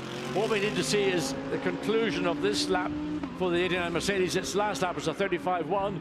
That's about a second down on what its overall best has been so far. But what will be key to me will be the out lap, the first flying lap of Charles Weerts in the number 32 Audi. That will then be the signal to the 89 Mercedes crew. And also, Dennis Lind has done an absolute best in the last sector in 112 McLaren. I'd like to know why their pit stop was 10 seconds slower than most people's, because it's cost them dear. But Dennis Lind is absolutely flying now. But clearly there was something that went awry in the pits for number 112 that will drop them down the order once the pit window closes. There, over the line, Christian Kleen yet to stop, still leading Pro-Am, second on the road. They're third on the road, second in Pro-Am, Dean McDonald. But remember, pit stops of 62 seconds for both of those cars loom. So the time I'm waiting for is Charles Weerts to see what speed he has got. He's finding that Audi. So he's still completing his out lap. Is it the in and out lap, in fact? So that will be the trigger to me for what the 89 Akidas Mercedes of Raffaele Marciello will do. So there, coming out of turn 7, out of Skyflach, comes the Pro-Am battle. It's a good battle in itself. The fact they're running in exalted 2nd and 3rd places, very impressive indeed. More and more going for the pit lane, including Bacla, also Bertolini, also Thomas Drouet. Marciello has stayed out and actually just picked up his pace again. Yeah, I had to, because the out lap, or the first flying lap for Charles Veitz, 1:34.6 against the last lap, 1:34.5 for Marciello. So he has been made aware from the pits that stellar pit stop from WRT. He stays out, well, he can stay out. He's got another 2.5 minutes in effect before he will need to bring. So it'll be this lap and maybe one more, but definitely that will be the limit of what he's permitted to do. Christian Klein has got a problem with the McLaren. The team say there is a technical issue, brackets flashing, close brackets, and they're trying to solve it for the pit wall. So there it is, look, the lights flash coming over the line, and that's not deliberate. So they're trying to get around that problem. I don't think it's going to compromise the pace hugely, but we know that alternator gremlins hit the 188 McLaren yesterday, and it's again something electrical seemingly that's making these lights flash at will. I mean, where are you going to start with all these McLaren issues? These things shouldn't occur. They're happening clearly. So Valentino Rossi prepares to take over the car from Fred Vervisch. Fred Vervisch currently is in 5th position, but he's one of the latter stoppers, understandably keeping Vervisch in for as long as possible before the car is handed over to Valentino Rossi. You get used to seeing people flashing their lights at back markers. Well, there's nobody up the road ahead of Christian Klein, so fresh air is being terrorised by the lights. But this Pro-Am battle, absolutely fantastic. Consider Christian Klein's CV. Dean McDonald doesn't have anything like that, and he's right on his tail. Now, Jules Gounon has done the fastest lap of the race, a 1:34.111, number 88 Mercedes. It's going to be a really interesting order, this, when the window closes. Yes, and that's a car that really hasn't come into play very much on that opening first part of the race, but Jules Gounon is on it. So these two McLarens are going to be probably, the Mercedes is in, yes, the race leader's in. So that is Raffaele Marciello in at the end of lap 21. So he's done 4 laps longer than the number 32 Audi. And let's see what the pit stop is. So number 32, Charles Weerts, when he took over, the pit stop was, what did we have that at? 50.4 seconds. And now we'll compare that with the Mercedes stop. In gets Boguslavski, on go the tyres. Yeah, but just watching the pace at which Marciello got out and Boguslavski got in, slower visually than that of Van Thor and Charles Weerts. So the car is rolling, it's down the pit lane. It doesn't matter how long it takes the drivers to get in and out, as long as they do it before the full pit stop cycle has been completed. But it's just another little indication as to where the two drivers are in their ability to be in and out. So Valentino Rossi trying to get the shoulder straps attached to the buckle. Fred Vervisch giving him a hand with that roll. So the Mercedes pit stop, 1.2 seconds slower than that Audi's pit stop. The Mercedes will keep the lead, and Charles Weerts now sets off in pursuit of Timo Boguslavski with 25 minutes of the race to go. We'll see what that gap is at the next sector point. I would offer you it's going to be about 9 seconds. Well, 8.8 in fact. 8. Charles Weerts last lap 1:34.3. That's 0.2 down on the overall best lap that we've seen from the 89 Mercedes, and slower fractionally than Jules Gounon's current fastest race lap. Right, so 9.2 seconds was the initial margin between that car in the lead and, wait, the Audi in 2nd position that's yet to emerge at turn 9. Boguslavski, of course, having to get himself into a rhythm here, and off the road has gone one of the McLarens. Is that Klein? Christian Klein's car, I fear, off the racetrack. And has he got a punctured tyre because it's limping around? It is staying on the dirt. You can see all the grass at the front of it. Christian Klein not rejoining the tarmac, and that is the Pro-Am leader in big, big trouble. Yeah, I mean, something happened. Was there contact? Not there. Was the contact down in the Hugenholz-Hebron? Because 3 cars wide as they come, they all compress over, so the Audi got into the right rear. Now that's how they cut the tyre down, or it's damaged the suspension. But whatever it is, it was pretty dramatic. All of a sudden, you'll see the McLaren as it comes over the top of the thing. It just veers off to the right, off the racetrack. I think there's a rear toe link or a mechanical part of the car has failed, and that's why he's had to. If that car was drivable, he would have brought it back to the pits. I said it was Christian Clean. It had just been taken over by Patrick Kroprinski, and I think that was on his outlap. So straight into the car and straight into a drama. So poor old Patrick Kroprinski is out of the race.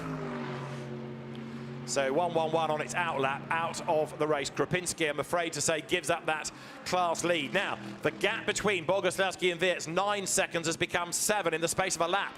Yes, and that's Boguslawski needs to get a bit of a shuffle on, because you can't give up time. Okay, we've got 23 minutes of this race remaining. That's plenty enough time for the Audi to run down the lead Mercedes. Now, I know that Boguslawski, when he's running in clean air, he's got nobody around him. Can sometimes match consistently the times of Bargello. Car 21 under investigation. Another incident under investigation. Yellow flag out on track as well. Peter Schotthorst currently running in 3rd place, but that second is Charles Wirtz, and the gap's down to 5.5. He's going to catch the Mercedes, and he's going to have time then to try and find a way around it. This is building up nicely. Building up too quickly. I would like this to happen maybe in the last 2 or 3 laps, not before we get to that stage, because inevitably what's going to happen is that you catch the Mercedes, and if Boguslawski is not going to be as quick in a lap as Wirtz is, but once you catch up to another car, it will be the same issue that Dries van Voor found himself in. I catch you, but where am I going to find a way around you? So the race leader goes over the line. 23 laps are done, and the margin now 4.8 seconds as they go through. Yeah, the last lap for Boguslawski at 1:37.0. The last for Wirtz in 2nd place, 34.9. I mean, 2.1 seconds a lap slower than the pursuing Audi. I mean, I'm surprised, because Boguslawski is better than that. There going through is the Porsche. So Adrian Delina running in 6th place, number 30. Full course yellow, 20 seconds. We're going full course yellow. Full course yellow is called for by the race director. You'll see the cars suddenly slow because they're going to be given the 10-second countdown. And then that'll become 5. And there is the race leader, Timo Boguslawski, who is now 3.9 seconds ahead. And it's all sort of irrelevant, because full course yellow, everybody's got to keep a delta time. But then there will be undoubtedly a safety car, which will then form everybody up nose to tail, and that will put the 32 Audi right on the tail of the 89 Mercedes. And we've got 21 minutes remaining. If it takes, say, 8 or 10 minutes at maximum to clear away the McLaren, that's still going to leave a good 10 minutes for Charles Wirtz to find an opportunity to get ahead of the Mercedes. Indeed, so 21 minutes. This is going to be the calm before the storm, isn't it? Right, so there is the car that's being retrieved after that contact. Poor old Patrick Kropinski, given the car so well up, having led Pro-Am all the way from the start, and now it's out of the race with damage. Timo Boguslawski leads at Zandvoort. Charles Wirtz is 2nd. Peter Schotthorst, Dutch driver, 3rd. And a replay of that incident, John. Yes, into the kink at turn 2. Now here's what goes on. 3 cars trying to get through the Hook and Hulse hairpin. Watch the red and white Audi on the outside. It just tries to close down. I don't think Kropinski even knew that the Audi was out there. So the contact was on the right rear corner, and I suspect it was severe enough. There it is. That's probably damaged, if not broken, one of the rear suspension components, and that's why the car had to be parked where it was. So the driver frustrated, but helping the marshals. Timo Boguslawski leads Charles Wirtz by 4 seconds. Peter Schotthorst is 3rd. Jules Gounon now 4th. Dennis Lind 5th. 6th, Adrian Delina in the number 54 Porsche. 7th is Alex Arca in for Nicolas Scherl. 8th, Aurelien Panis, who's taken over from Patrick Niederhauser. 9th, Ulysse de Pauw. And 10th, Thomas Neubauer. So therefore, silver. Alex Arca, 7th overall, leads it. And, interestingly, Neubauer is now 2nd, and Ulysse de Pauw on the end of that lap has just dropped back into 11th place overall. Now, the safety car is on the circuit, so we will go safety car to restart the race, and that's going to bring Wirtz right onto Boguslawski's tail. This, again, Raffaele Marciello must feel is one of those races that's getting away from him by external circumstances. Yes, it's possible.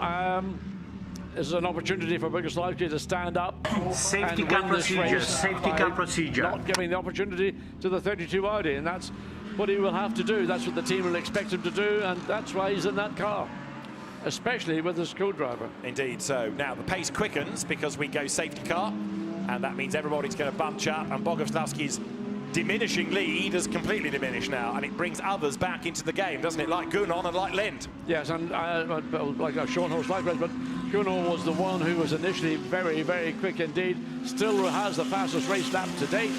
and that's not likely to be challenged from now on into the finish with just under 20 minutes remaining. So the race hasn't restarted, but remember that the safety car can go quicker than the 80 kilometres an hour delta speed that the full course yellow dictates, and therefore that's why people are speeding up. Ulysse de Pauw in number 53 Ferrari. The timing and scoring page has had a bit of an aberration, but it's yo-yoed him back up into 9th ahead of Thomas Neubauer, so he is still second in silver after all. But Alex Arca, number 99, leads the category right now. There is Jules Gounon, and Dennis Lind is right on his tail. That's a tasty fight, isn't it? Yeah, I mean, considering that car ran strongly in second up until the pit stops were available. So Dennis Lind, who's he's not going to sit behind the 88 of Jules Gounon unless, remember, the McLaren has got that straight line speed advantage, but it's around the middle and the sort of the entry into the final sector where that's where the McLaren maybe was at its weakest, but here onwards down to pit straight. So Dennis Lind, if he can keep himself in contact to the back of Jules Gounon, might make Gounon's life a bit more difficult than Gounon really would like. I mean, the one that's got to be vulnerable, sad to say, is Boguslavski, because he's got all these very, very quick drivers lined up behind him. He can't repel all of them indefinitely, or can he? He's in the lead. We know that the straight line is the place where the Mercedes is probably slightly quicker, because he'll be quicker onto the straight than the idea. So Charles Vance is going to have to be very, I would say, exceptional in the penultimate and final corners to get himself along, either under the rear wing or alongside the Mercedes, to have any chance to pass into turn 1. Around the rest of the circuit, all he can hope for is he forces an error from Timo Boguslavski, and therefore the door gets opened. Luca Giotto, number 12 Audi, being summoned to the stewards, or at least the team manager is, for that incident that took Patrick Krapinski, the AM in a Pro-Am car, out of the race. So contact Pro on Am never goes down well. No. You've got to be aware of the traffic around you. You've got to be aware that that car, the gold cars might look identical. It doesn't matter. You have to make sure you can avoid any contact. So safety car procedure, of course, being employed, and we are not yet at a position where the safety car is due in, but we're not far off, because there, out of the way now, is the McLaren. It had limped as far as turn 10, but the road is now clear. Now, it might be a short notice to get the race back underway. They might give them one more lap. Let's wait and see, because they're really nearly at the end of the lap now, aren't they? Yes, I think it'll be conclude this lap, one more lap, and then the safety car, I suspect, will be in, and we'll have about just under 15 minutes remaining of racing. Valentino Rossi, by the way, is currently running in 15th place, forgive me. So that car is another one to watch. There it is, on the back of Gilles Magnus, as the cars head into the Hans Ernst Bock. Sky Tempesta racing there, Chris Frog at 16th. Been a tough weekend for them, for scoring points again. And the field turns into turn 13. Valentino Rossi on his toes. It's been a tough weekend for him as well, but what he has shown is a real determination to get his elbows out, get stuck in, and go racing. Yeah, he did that in part in the first race, so still behind safety car. In the start. So confirmation, safety car will be in. So good to see Valentino Rossi actually racing, as opposed to what we've seen for a large part of the season to date, driving the 46 Audi. So there he is, and with, as ever, lots of fans here to cheer him on. They were here on Friday. Incident between car 111 and car 12 under investigation. And that's car 12, Luca Giotto. I'd mentioned his team manager being summoned to the stewards, and we'll see what comes of that at the end of the race. Pro-Am, therefore, now Miguel Ramos leading that part of the race. The opposition having been eliminated. They're a long way ahead of Louis Machiels in the Ferrari. So we're going to go racing this time, and Charles Weert has a golden opportunity to strike on the restart. So it's all in the hands of Timo Boguslavski, because he will then control when the race re-continues. So the safety car will, we're still just halfway around the lap, but as we come out of the Hans Ernst Bock chicane, the safety car will pull away, and then it's in the hands of Boguslavski. He can choose when he wants to go, whether he wants to go coming into the Kumo corner or wait until he gets into Arie Luyendyk. But whatever, I suspect he's going to go at the earliest opportunity. Try to catch Charles Weert unawares. So safety car, lights off. Ready to go racing. Lights off is the instruction to the safety car crew. ready for the restart.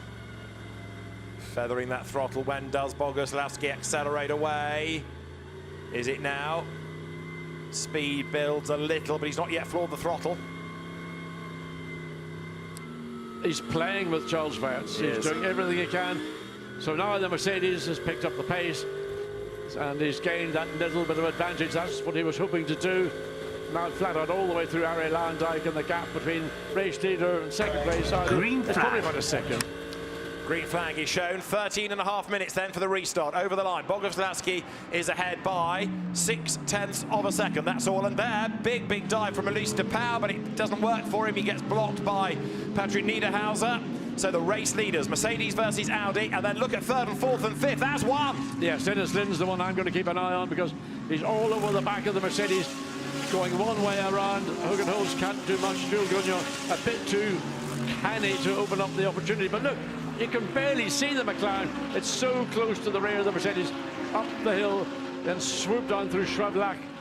And Jules Gounon's pace is being, to summit Peter Shorthorst, not that he's slow, but Gounon is that little bit quicker. When, again, look, Dennis Lind looking, waiting for the opportunity. Will Jules Gounon be patient, or will he be impatient? Can't find a gap there. One possible opportunity is out of this next corner, get a run down to the chicane. But Gounon, of course, is trying to attack and defend at the same time. He cannot afford to let Lind have a go. Mercedes, good drive off the corner, but Peter Schorthorst just fends him off for the moment. Yeah, but where is the McLaren? Well, it's too far back to think about anything other than just being patient. The advantage of the McLaren we talked about will be coming off that final turn, but he's too far back from Gounon right now, so it looks as if maybe Dennis Lind had the best of the restart but wasn't able to capitalize it. Leaders swoop out of turn 14 up towards the line. So it was 0.6 at the start of the lap. It was half a second at the last sector point. It's crept up a little bit in a straight line once again as Boguslavski goes through. Charles Weert on his tail. 0.6 of a second is that margin. Then it's Schorthorst, Gounon, Lind. Sixth is Delina in the Porsche. There's the Pro-Am leader, Miguel Ramos. Remember, Pro-Am makes 62-second minimum time pit stop, so inevitably they drop back in the second stint. Yes, and it's frustrating when you've done a lot of good work behind the wheel that Dean McDonald does a stellar job, that then you've got to have roughly a 10-second disadvantage in the pit stops too. Let's say the quickest, which was the WRT Audi. And Jules Gounon again looking to find a way around the Peter Schorthorst 66 attempt to racing Audi, and again, just nowhere available. So Gounon is at the curb as he tries to open the door. Charles Weert 0.7 of a second back at that last timing point. But there, 1-1-2 McLaren is Dennis Lind. Fifth, he's stuck behind the Mercedes as much as the Mercedes of Jules Gounon is stuck behind Peter Schorthorst. This is Gounon's view once more. So, deja vu, as we say. So down the hill. Track, of course, and the curbing absolutely in perfect condition. Audi runs a little bit wider earlier on the exit, and Jules Gounon patiently waits and sees where can I do something. Maybe thinking now I've got a marginally better drive, but have I got enough straight line speed before we get down into Tarzan Herpen? This is maybe Gounon's best opportunity, but nothing's happening. The gap's staying, it's frozen. Just not able to close. The balance performance works so well, it's hard to gain even a fraction of a second as there. The Audis of Luca Giotto, and right on his tail there, Thomas Neubauer squabble. Igor Walilko has just lost a place to Gilles Magnus, look, because the red Audi has gone through in the background. But Giotto, for the moment at least, hangs on to his place, and he's ninth. So here we go again. It's almost like a helter-skelter as they come through the Hogan Holtz Herpen, up the hill, and through these quick curves. Again, back with Jules Gounon. You can see how much better the Mercedes is on the exit, but still not sufficiently to find a way to force an opportunity. Not much you can do into Masterbach. It's too tight. It comes too soon after the exit of Schelvold. Now into turns 9, into turn 10. And through Skyflash, Raffaele Marciello being the bravest on 166 kilometers an hour, 164 from Dennis Lind. And Klaus Bachler then 164 as well. Danny Kruse 163. Now, right now, Charles Weerts is still on the tail of the leading car, but unable to find a way through. His situation is much like Gunal's. Yes, it is. I mean, Boguslawski was doing a good job. The pace that he's running at, which may be his maximum, is restricting the pace of Charles Weerts. So Weerts has caught, is the usual story. Where am I going to find a way past? Well, all you can hope to do is just distract, frustrate, or whatever other emotion you can create for Timo Boguslawski to make a mistake. And the same is true. Gunal trying to force a mistake out of Peter Scott. He goes to the outside line at Tarzan. That ain't going to work. And here comes Dennis Lind up the inside into the pit lane exit virtually there as he trying to find a gap. Doesn't work for him. No, I mean, you have to give credit to Gunal for trying to do something a bit different, but in doing so, it gave Dennis Lind hope, and I think Lind might have just momentarily lost or locked up brakes. He was very late onto the brakes coming into Hugenholtz. Gunal is getting ever more toey, isn't he, as he tries every which way. The more he darts around at the back of the Audi, the more he hopes that Scott Horse will make a small error and give him at least half a gap, half a chance. Out of Skaflach they come now on that run down towards the Masters box. Feel that little kink. Bang, over the curb goes Gunal. So into turn 9. So just really follow up my leader through turn 9 and then think about one, well, look up the inside, but the reality is it was never viable.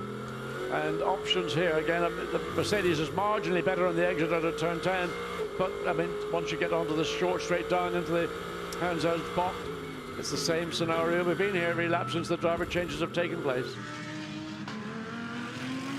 Now, further back, number 99 there, Alex Arca, is still leading the Silver Cup. Patrick Niederhauser, not a silver, but then the white Ferrari behind the blue Audi is a Silver Cup challenger, and that needs Elise de Pauw at the wheel.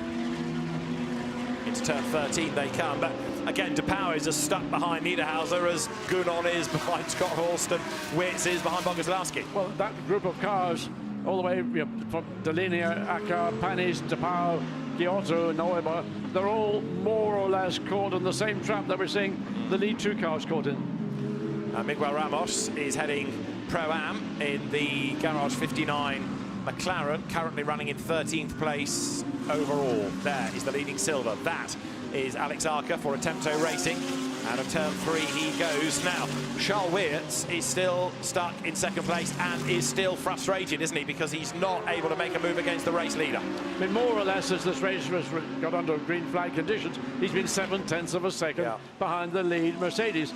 Occasionally it might dip to 6.999, but essentially it's been 0.7 of a second, and that just sort of sums up the situation between Thomas Boguslawski, who's there to consolidate, and Charles Weerts, who's there to try and attack.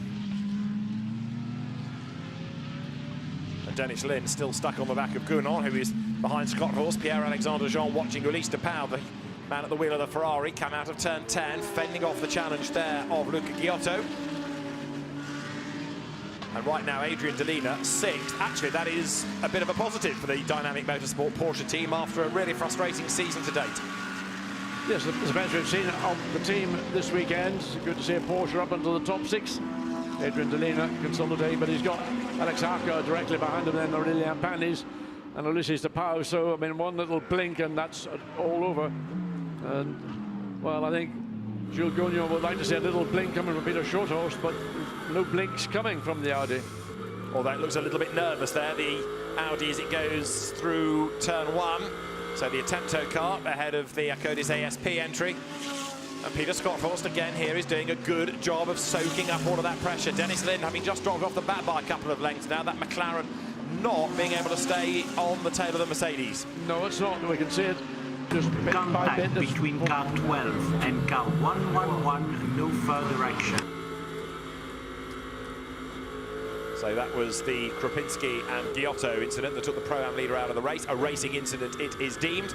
This is Gunal's view again as the cars rattle over that curve, find that compression in the road that caught out Valentino Rossi yesterday. So now Gunal can relax a little bit in one sense, because the pace that we were seeing from Dennis Lind has begun to slip away. So his focus, 100% of his focus can now be on trying to run down Peter Schonhorst in the 3rd place 66 Audi as we look at the race gap at the front.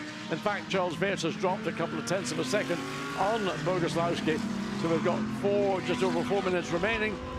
Incident 46 and 87, no investigation necessary. That was earlier in the race when we saw Fred Ravish behind the wheel. Again, Gounon tries to work out what he can do. Now, look, the clock is just about at 4 minutes. He is running out of options. So also is Charles Witz for the race lead. Just as Scotthorst is soaking up pressure, so is Boguslawski out front. Valentino Rossi comes through here, and that car 16th overall.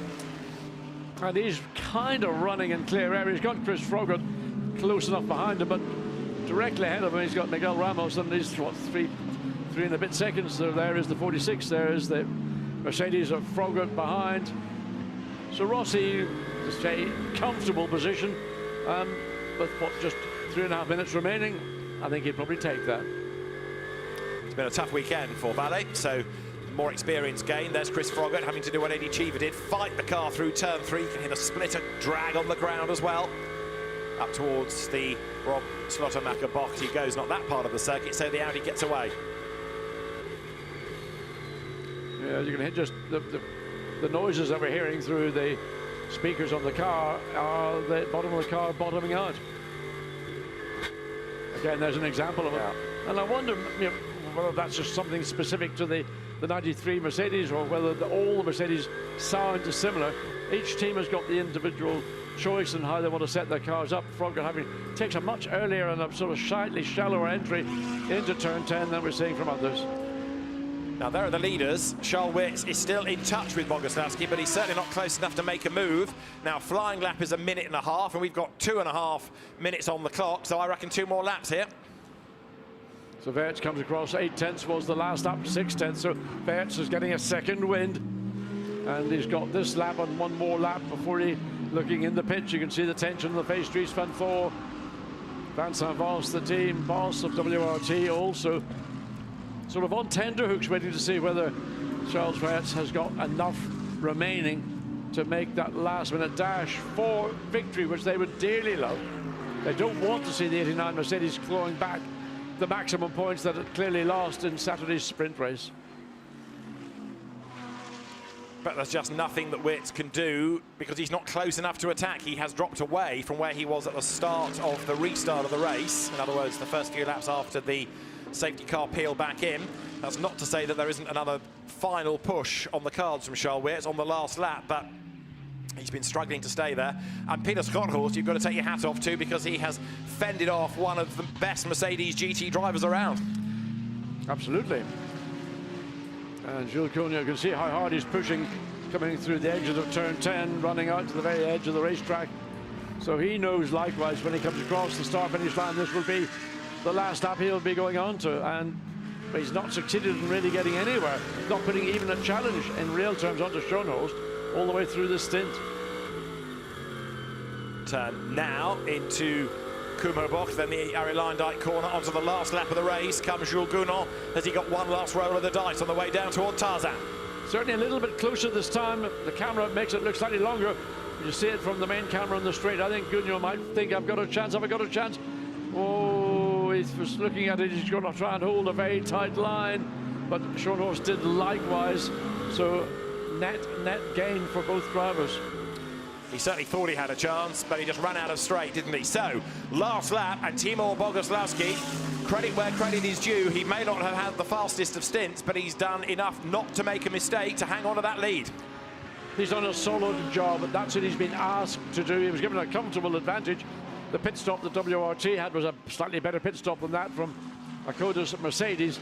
Nevertheless, he's done what he's been asked to do, and we're midway round the final lap. There's not much more that he could do wrong. Still think, had the Audi been able to clear Vincent Abril early on with its pit stop time, they'd have vaulted into the lead, but it was not to be, and it's that first stint of being stuck behind the McLaren, and therefore a legacy of qualifying being stuck behind the McLaren that has gone against Dries van Voor and Charles Witz. But Raffaele Marciello did a superb job in the first stint. Timur Boguslawski has done a very solid job, as John says, in the second, and they are on target then for a third Sprint Cup win of the year in Fanatec GT. Up to the Arie Luijendijk curve, checkered flag is at the ready, and after not scoring yesterday, A win at Zandvoort for Timur Boguslavski and Raffaele Marciello. Mercedes wins in the dunes. Second across the line, Charles Weerts with Dries Van Thor. And for third, Peter Schothorst in the Audi, just ahead of Jules Gounod, and Dennis Lind fifth. Really good drive by the Attento driver. And look at this now, because Delina, Panis and Aka all come scrapping up to the line. They go through with Alex Aka winning silver ahead of Elise de Pauw, and Thomas Neubauer third in the Silver Cup. A right old scrum across the line at the very end of the race. That mid-pack was getting very, very close indeed. Raffaele Marciello, well, he's very calm, cool, collected. He knows that his excellent stint was really what made this victory possible. And there you go. I said phlegmatic. He just is such a cool guy. Well, Timur Boguslavski, who wouldn't claim to be as quick as Raffaele Marciello, but is a previous champion in Fanatec GT and is an accomplished driver, and he has, again, like John says, done what is asked of him. He hasn't made a mistake. He's kept the car in the lead. Fair play. I mean, you can't seek more from your co-driver than doing what Boguslavski's done. Look, you can have all the glamour and the glitz of being the fastest driver on the racetrack, and on many occasions that's what will also lead to a race victory. But you need consistency, and given Boguslavski's opportunity, he's done what he was asked to do.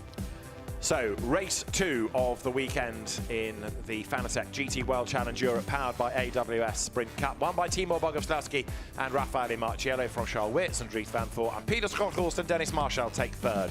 Jules Gounod fourth with Jim Pla, Vincent Abril fifth with Dennis Lind, and sixth to Porsche, Adrian Delina and Christian Engelhardt. Aurelian Panis and Patrick Niederhauser seventh ahead of the best in silver, Alex Arca and Nicolas Schurl. They win the class from Elise de Pauw and Pierre-Alexandre Jean. Thomas Neubauer and Ben Goethe are 10th overall and third in silver. 15th the Pro-Am winners, Miguel Ramos and Dean McDonald. Valentino Rossi 16th with Fred Verviche, ahead of the Chris Froggatt, Eddie Cheever Mercedes. Second of the Pro-Ams, Louis Macchiels and Andrea Bertolini. And third, yesterday's winners, Stefano Costatini and Cedric Sprazzuoli. We lost Christopher Mies and Jean-Baptiste Simonau. We lost also Patrick Krupinski and Christian Kleins McLaren and Christopher Hauser and Simon Gachet out very early as well. Valentino Rossi drives back to the pit lane, reflecting on what has been a tough weekend at Zandvoort, but Raffaele Marciello is ready to congratulate Timur Boguslavski, who wriggles clear of the car, and Raffaele relieved that there's another big bag of points there heading his way. Yeah, he needed those points to offset the disappointment they had to deal with on Saturday. So Timur Boguslavski, he knew he was under pressure, and he knew he had to deliver for the team, and he stood up to the plate, and he's done precisely what was asked of him. It's no easy task being a teammate of Raffaele Marciello, because everybody looks at him as being the golden boy now, almost, of who's the quickest guy out there. So whatever you are, Timur Boguslavski or anybody else, it's a tough task. And a very happy Arkin Arca, lifting a lot of Peter Schothorst there, because he's had a third overall and a class win for his two cars. So very, very happy Attento Racing squad, after a penalty went to one car yesterday for the pit gantry camera not recording. But there is Peter Schothorst then, Dutch driver on the podium on home soil. Really popular result. Yeah, and you can tell, you can tell he's a Dutch driver because he's happy. Yes, quite. Holland, I mean, we've been staying in Holland and Haarlem, and everybody just seems so happy. Jolly characters, and Peter Schothorst, a very good drive. Again, because he was under massive pressure from Gounod and Lind and didn't put a wheel wrong, but that car finishing in third position in the end, with the start stint by Dennis Marshall, Peter Schothorst bringing it home. But our winners are Raffaele Marciello and Timur Boguslavski. Fantastic result, both of you, really well driven. Come to you first, Lello. That first stint, you pulled out miles ahead of everybody. Yeah, I mean, I was a bit lucky because the McLaren was not so quick in the race, and I mean, I told you before the start, so he blocked a bit for sure, Dries, because more or less we're always in the same place. But yeah, it's a good result. We get back some points from yesterday, and we are still alive in the championship. Timur did great after the restart, so yeah, I'm quite happy. Thank you very much. Absolutely, Timur, you did a great job after that restart from the safety car there. Yeah, today, yes. Except yesterday, it wasn't completely not my day. Yeah, everything was wrong. But yeah, today we're absolutely happy. So I take a good pace, I think, after safety car, after the start, and that's it. So and yeah, Charles sometimes was trying to catch me, but it was here. Also here is quite hard to follow someone because you're losing aerodynamics. So like this. Great job. Well done to both of you. Thank you. Interesting what he says about losing aero if you're close behind another car, because we did see Dennis Lynn have to drop away. We also saw Charles Wirtz fall away slightly. But Timo Boguslavski, yeah, OK, his lap times weren't much yellow pace, but relatively few people's are. No, and certainly in a car like this with Marcello, who has been the quickest man here all weekend, with the exception of Jules Gagnon, who did eventually get fastest race lap. But a tall task being, as I said a minute ago, the co-driver for Raffaele Marcello. Well, Charles Wirtz and Dries van Thor score more points, but they'll be frustrated that today wasn't a win. That was a tough race for you guys. Dries being held up a little bit at the start and blocked a little bit. Yeah, well, I was stuck behind the McLaren, couldn't really do a lot. Tried a few times to get by, but quite fast on the straight. So for us, it was just trying to stay behind for the pit stops, which we luckily could again. The WT guys did again a fantastic job in the pit lane, which got us to P2. At the end, it was close for Charles, but you know, first and a second in this weekend is good points for us, and that's what's counting at the moment. Absolutely, Charles. Another couple of laps. Do you think you could have got him? Yeah, we never know, you know.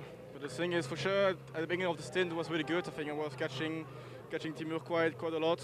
Then we got a safety car for some reason. I don't know. I didn't have any grip for 4 or 5 laps, and then yeah, it came back. So for sure, with more laps, it would have been a bit more tense. But anyway, it's difficult to overtake here, and as Reece said, if we have to settle with first and second, then so it is. We are fighting for a championship and not for every win. So let's keep it let's keep it like this, and yeah, let's work for the next race. Absolutely, well done. Thanks, guys. Talking about points, but neither looking thrilled with that weekend's result, even if it was a win in the second, which a lot of people would really take as a massive weekend. Yeah, I think WRT feel that every race should be a victory for the team, and in particular maybe for the 32 car, which is the dominant car in that group of WRT entries. So first and a second, I mean, most people would be over the moon with it, but how close could you get and not have the victory come your way? Now, what about the silver winners, Alex Arca and Nicolas Scherl? Great result for them. The smiles and the celebrations were really obvious, boys, as you got out the car. That is a fantastic result. Yeah, it's a great result. We've had quite a tough weekend at the beginning, but we managed to come back, and finally we got our first win of the season. Absolutely, Alex, you know, not easy. This racing is so close, so competitive, and everybody pushing the whole time. Indeed, yeah. I mean, the last one was probably one of the hardest I've ever had. Pretty much quite happy with it. But yeah, the competition is quite high here. So obviously also the silver class, like obviously winning here is also a tough thing to do. But I think we managed it quite well, and we recovered from yeah, some things from the past. So yeah, I think we should have a big smile on our faces right now. Setting the bar for the rest of the season. We will, for sure. Thanks very much. Well Thank done. you. And of course, the sister car, third overall of Peter Skothorst and Dennis Marshall. So Arca and Arca's team having a good day today with an outright podium and a class win. So excellent job done. Encouraging, I think, also to note the overall pace of the McLarens in that race. Had pace in the early laps, then it faded away. Had good straight line speed, which at certain circuits like here in Zandvoort is vitally important. Now, Pro-Am today are McLaren drivers. The victors are Miguel Ramos and Dean McDonald. Dean, Miguel, you've both just said to me, what, you're cold? Miguel, you look hot. It's tough work in the car, right? It's a little bit cold there. That was a fantastic stint, you know, great result after yesterday's difficulties. Yeah, we were being I think, proven to be the fastest car on Pro-Am with poles all the time, but we are being unlucky with some technical problems. So finally, at least we do 2 pole positions this weekend and 1 victory, so it's great. So it's really, I'm very happy. And the team working so fast yesterday to get the work prepared, to get the car back out today as well. I mean, just showing that you guys are really pulling it together this year. Yeah, it's a big credit to them to get it back out yesterday, so we didn't go into the unknown today. But yeah, hats off to them guys, and yeah, big thank you to them. It just shows how good a car we've got, good a team we've got, and yeah, hopefully throughout the rest of the season we can pick up a few more wins. Absolutely, great result, well done, thank you. Thank you. We don't have the Jota McLaren here this weekend, but good to see McLaren customers in the classes doing so well. And Dean McDonald, I think we'll talk about a lot for the rest of the season, because he has been one of the standout drivers of the day, really, because we didn't see much of him yesterday at all. No, but I think he is making a clear mark within the field and certainly within the McLaren family. Again, qualifying initially, and very, very impressive indeed. So the fans in the grandstand opposite the pits and the podium. Looking forward to more action on track here at Circuit Park Zandvoort, which has never looked better, of course, now back again as a home of a Grand Prix, and still with all of its charms of a seaside circuit.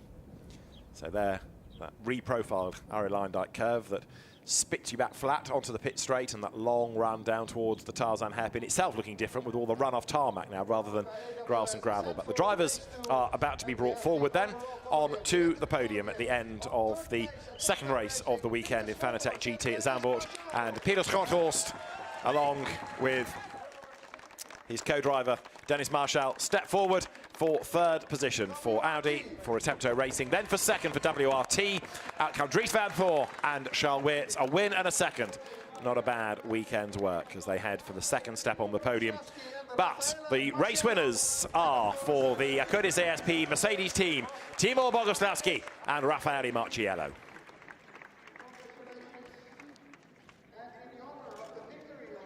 To the top step of the podium go the drivers, a third victory of the season in Sprint Cup in Fanatec GT for Jérôme Policon's Codis ASP team.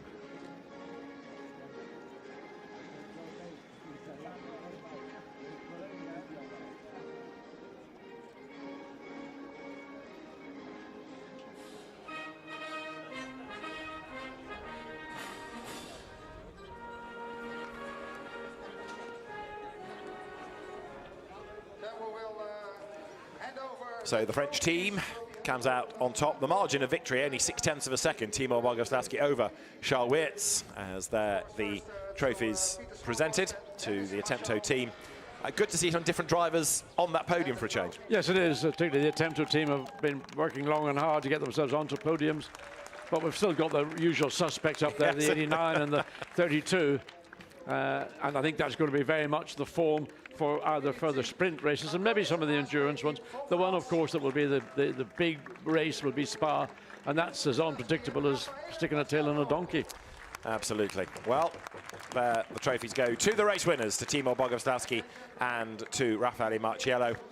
And Timo Boguslavski, as we've been saying, managing to soak up all of that pressure and hang on in there for a race win. We have silver as well as Pro-Am podiums. But then the champagne is ready to be sprayed. Oh, no, it's not, says Timo Boguslavski. He makes a dash for it, but Raffaele Marciello is quite content to stand his ground on the podium and get a soak in. Well, Raffaele is struggling a little bit with the bubbles. Maybe that's not on the Mercedes textbook of how you get your champagne to spray like a champion, but anyway. He's won the race, he doesn't care. Absolutely. And he scored points, which will help at least to bring them back into the mix against Charles Weerts and Dries Van Voor. This is how we look then in the Sprint Cup for the drivers within Fanatec GT. Charles Weerts and Dries Van Voor now are just half a point ahead of Timo Boguslavski and Raffaele Marciello. It's going to make Misano very competitive for the next Sprint Cup outing. Jim Clark third, ahead of Elise de Pau and Pierre-Alexandre Jean. Then it's Jules Gounon fifth. Of course, he missed an event at Magny-Cours while he's off winning in Australia. Patrick Niederhauser and Aurélien Panis round out the top six.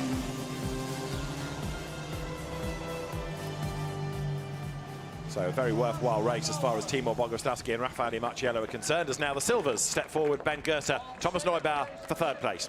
Maybe the one area where the winning Mercedes might feel a little bit disappointed, they didn't get that extra point for fastest race lap.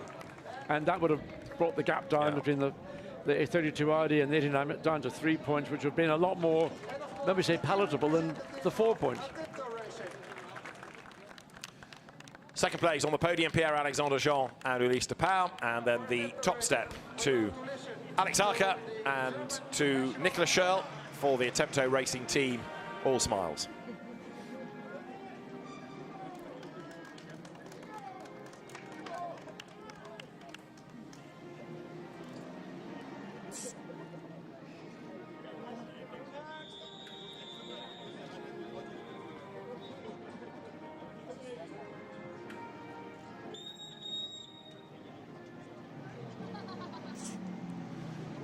So the Attempto Racing team scores honours in silver. Pierre-Alexandre Jean and Ulysse de Pauw, the Ferrari drivers, vanquished. And again, part of that was down to qualifying. It just wasn't a great qualifying session for the Ferrari. No, it wasn't a disappointment. Nevertheless, good to see Ferrari. Some success, at least, getting onto the podium, second place overall. They'll be content, I think, with that performance. Well, the next stop for the Sprint Cup within Fanatec GT is Misano, first weekend of July. Great racing in prospect there, but for now, from John Watson and David Addison in the booth, it's goodbye from Zandvoort.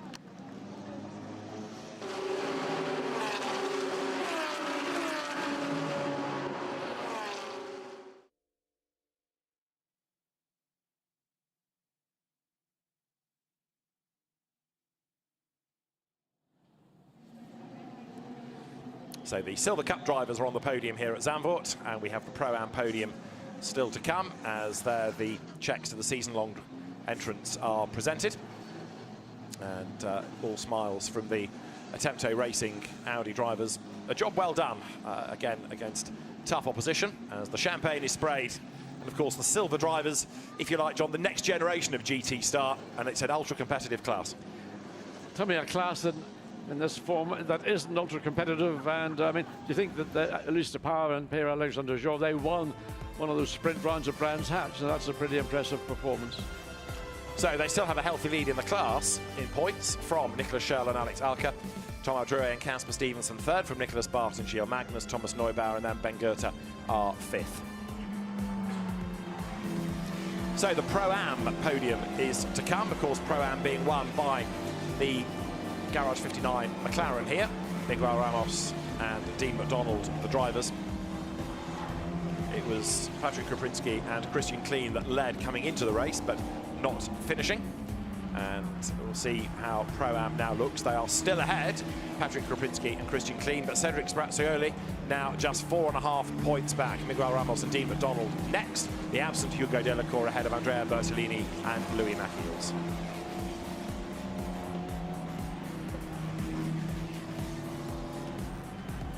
So the drivers are ready at the podium and are about to be called forward. So there, yesterday's winners, Cedric Sprazzioli and Stefano Costatini. For second place, Louis Machiels, a real stalwart of SRO GT events. The same is true, really, of Andrea Bertolini these days, and they take second place. But Miguel Ramos and Dean McDonald take a very well-deserved Pro-Am class victory. And Dean McDonald, as we keep saying, a real hero of the day. Yes, and good to see McLaren getting success. Okay, it's not an overall victory, but they're winning a class. And Dean McDonald, I think, is somebody who's been impressing, again, the paddock over the course of this season to date. Well, the winning drivers are on the podium. And as we've been saying, the next stop on the Fanatec GT Tour for the Sprint Cup in Europe is going to be Misano in the first weekend of July. There'll be some more great racing there. And of course, at the end of July, we head to the Total Energies 24 Hours of Spa for a very different type of GT race. But we've had a lively weekend at Zandvoort from all of us here. Thanks for your company. Bye-bye.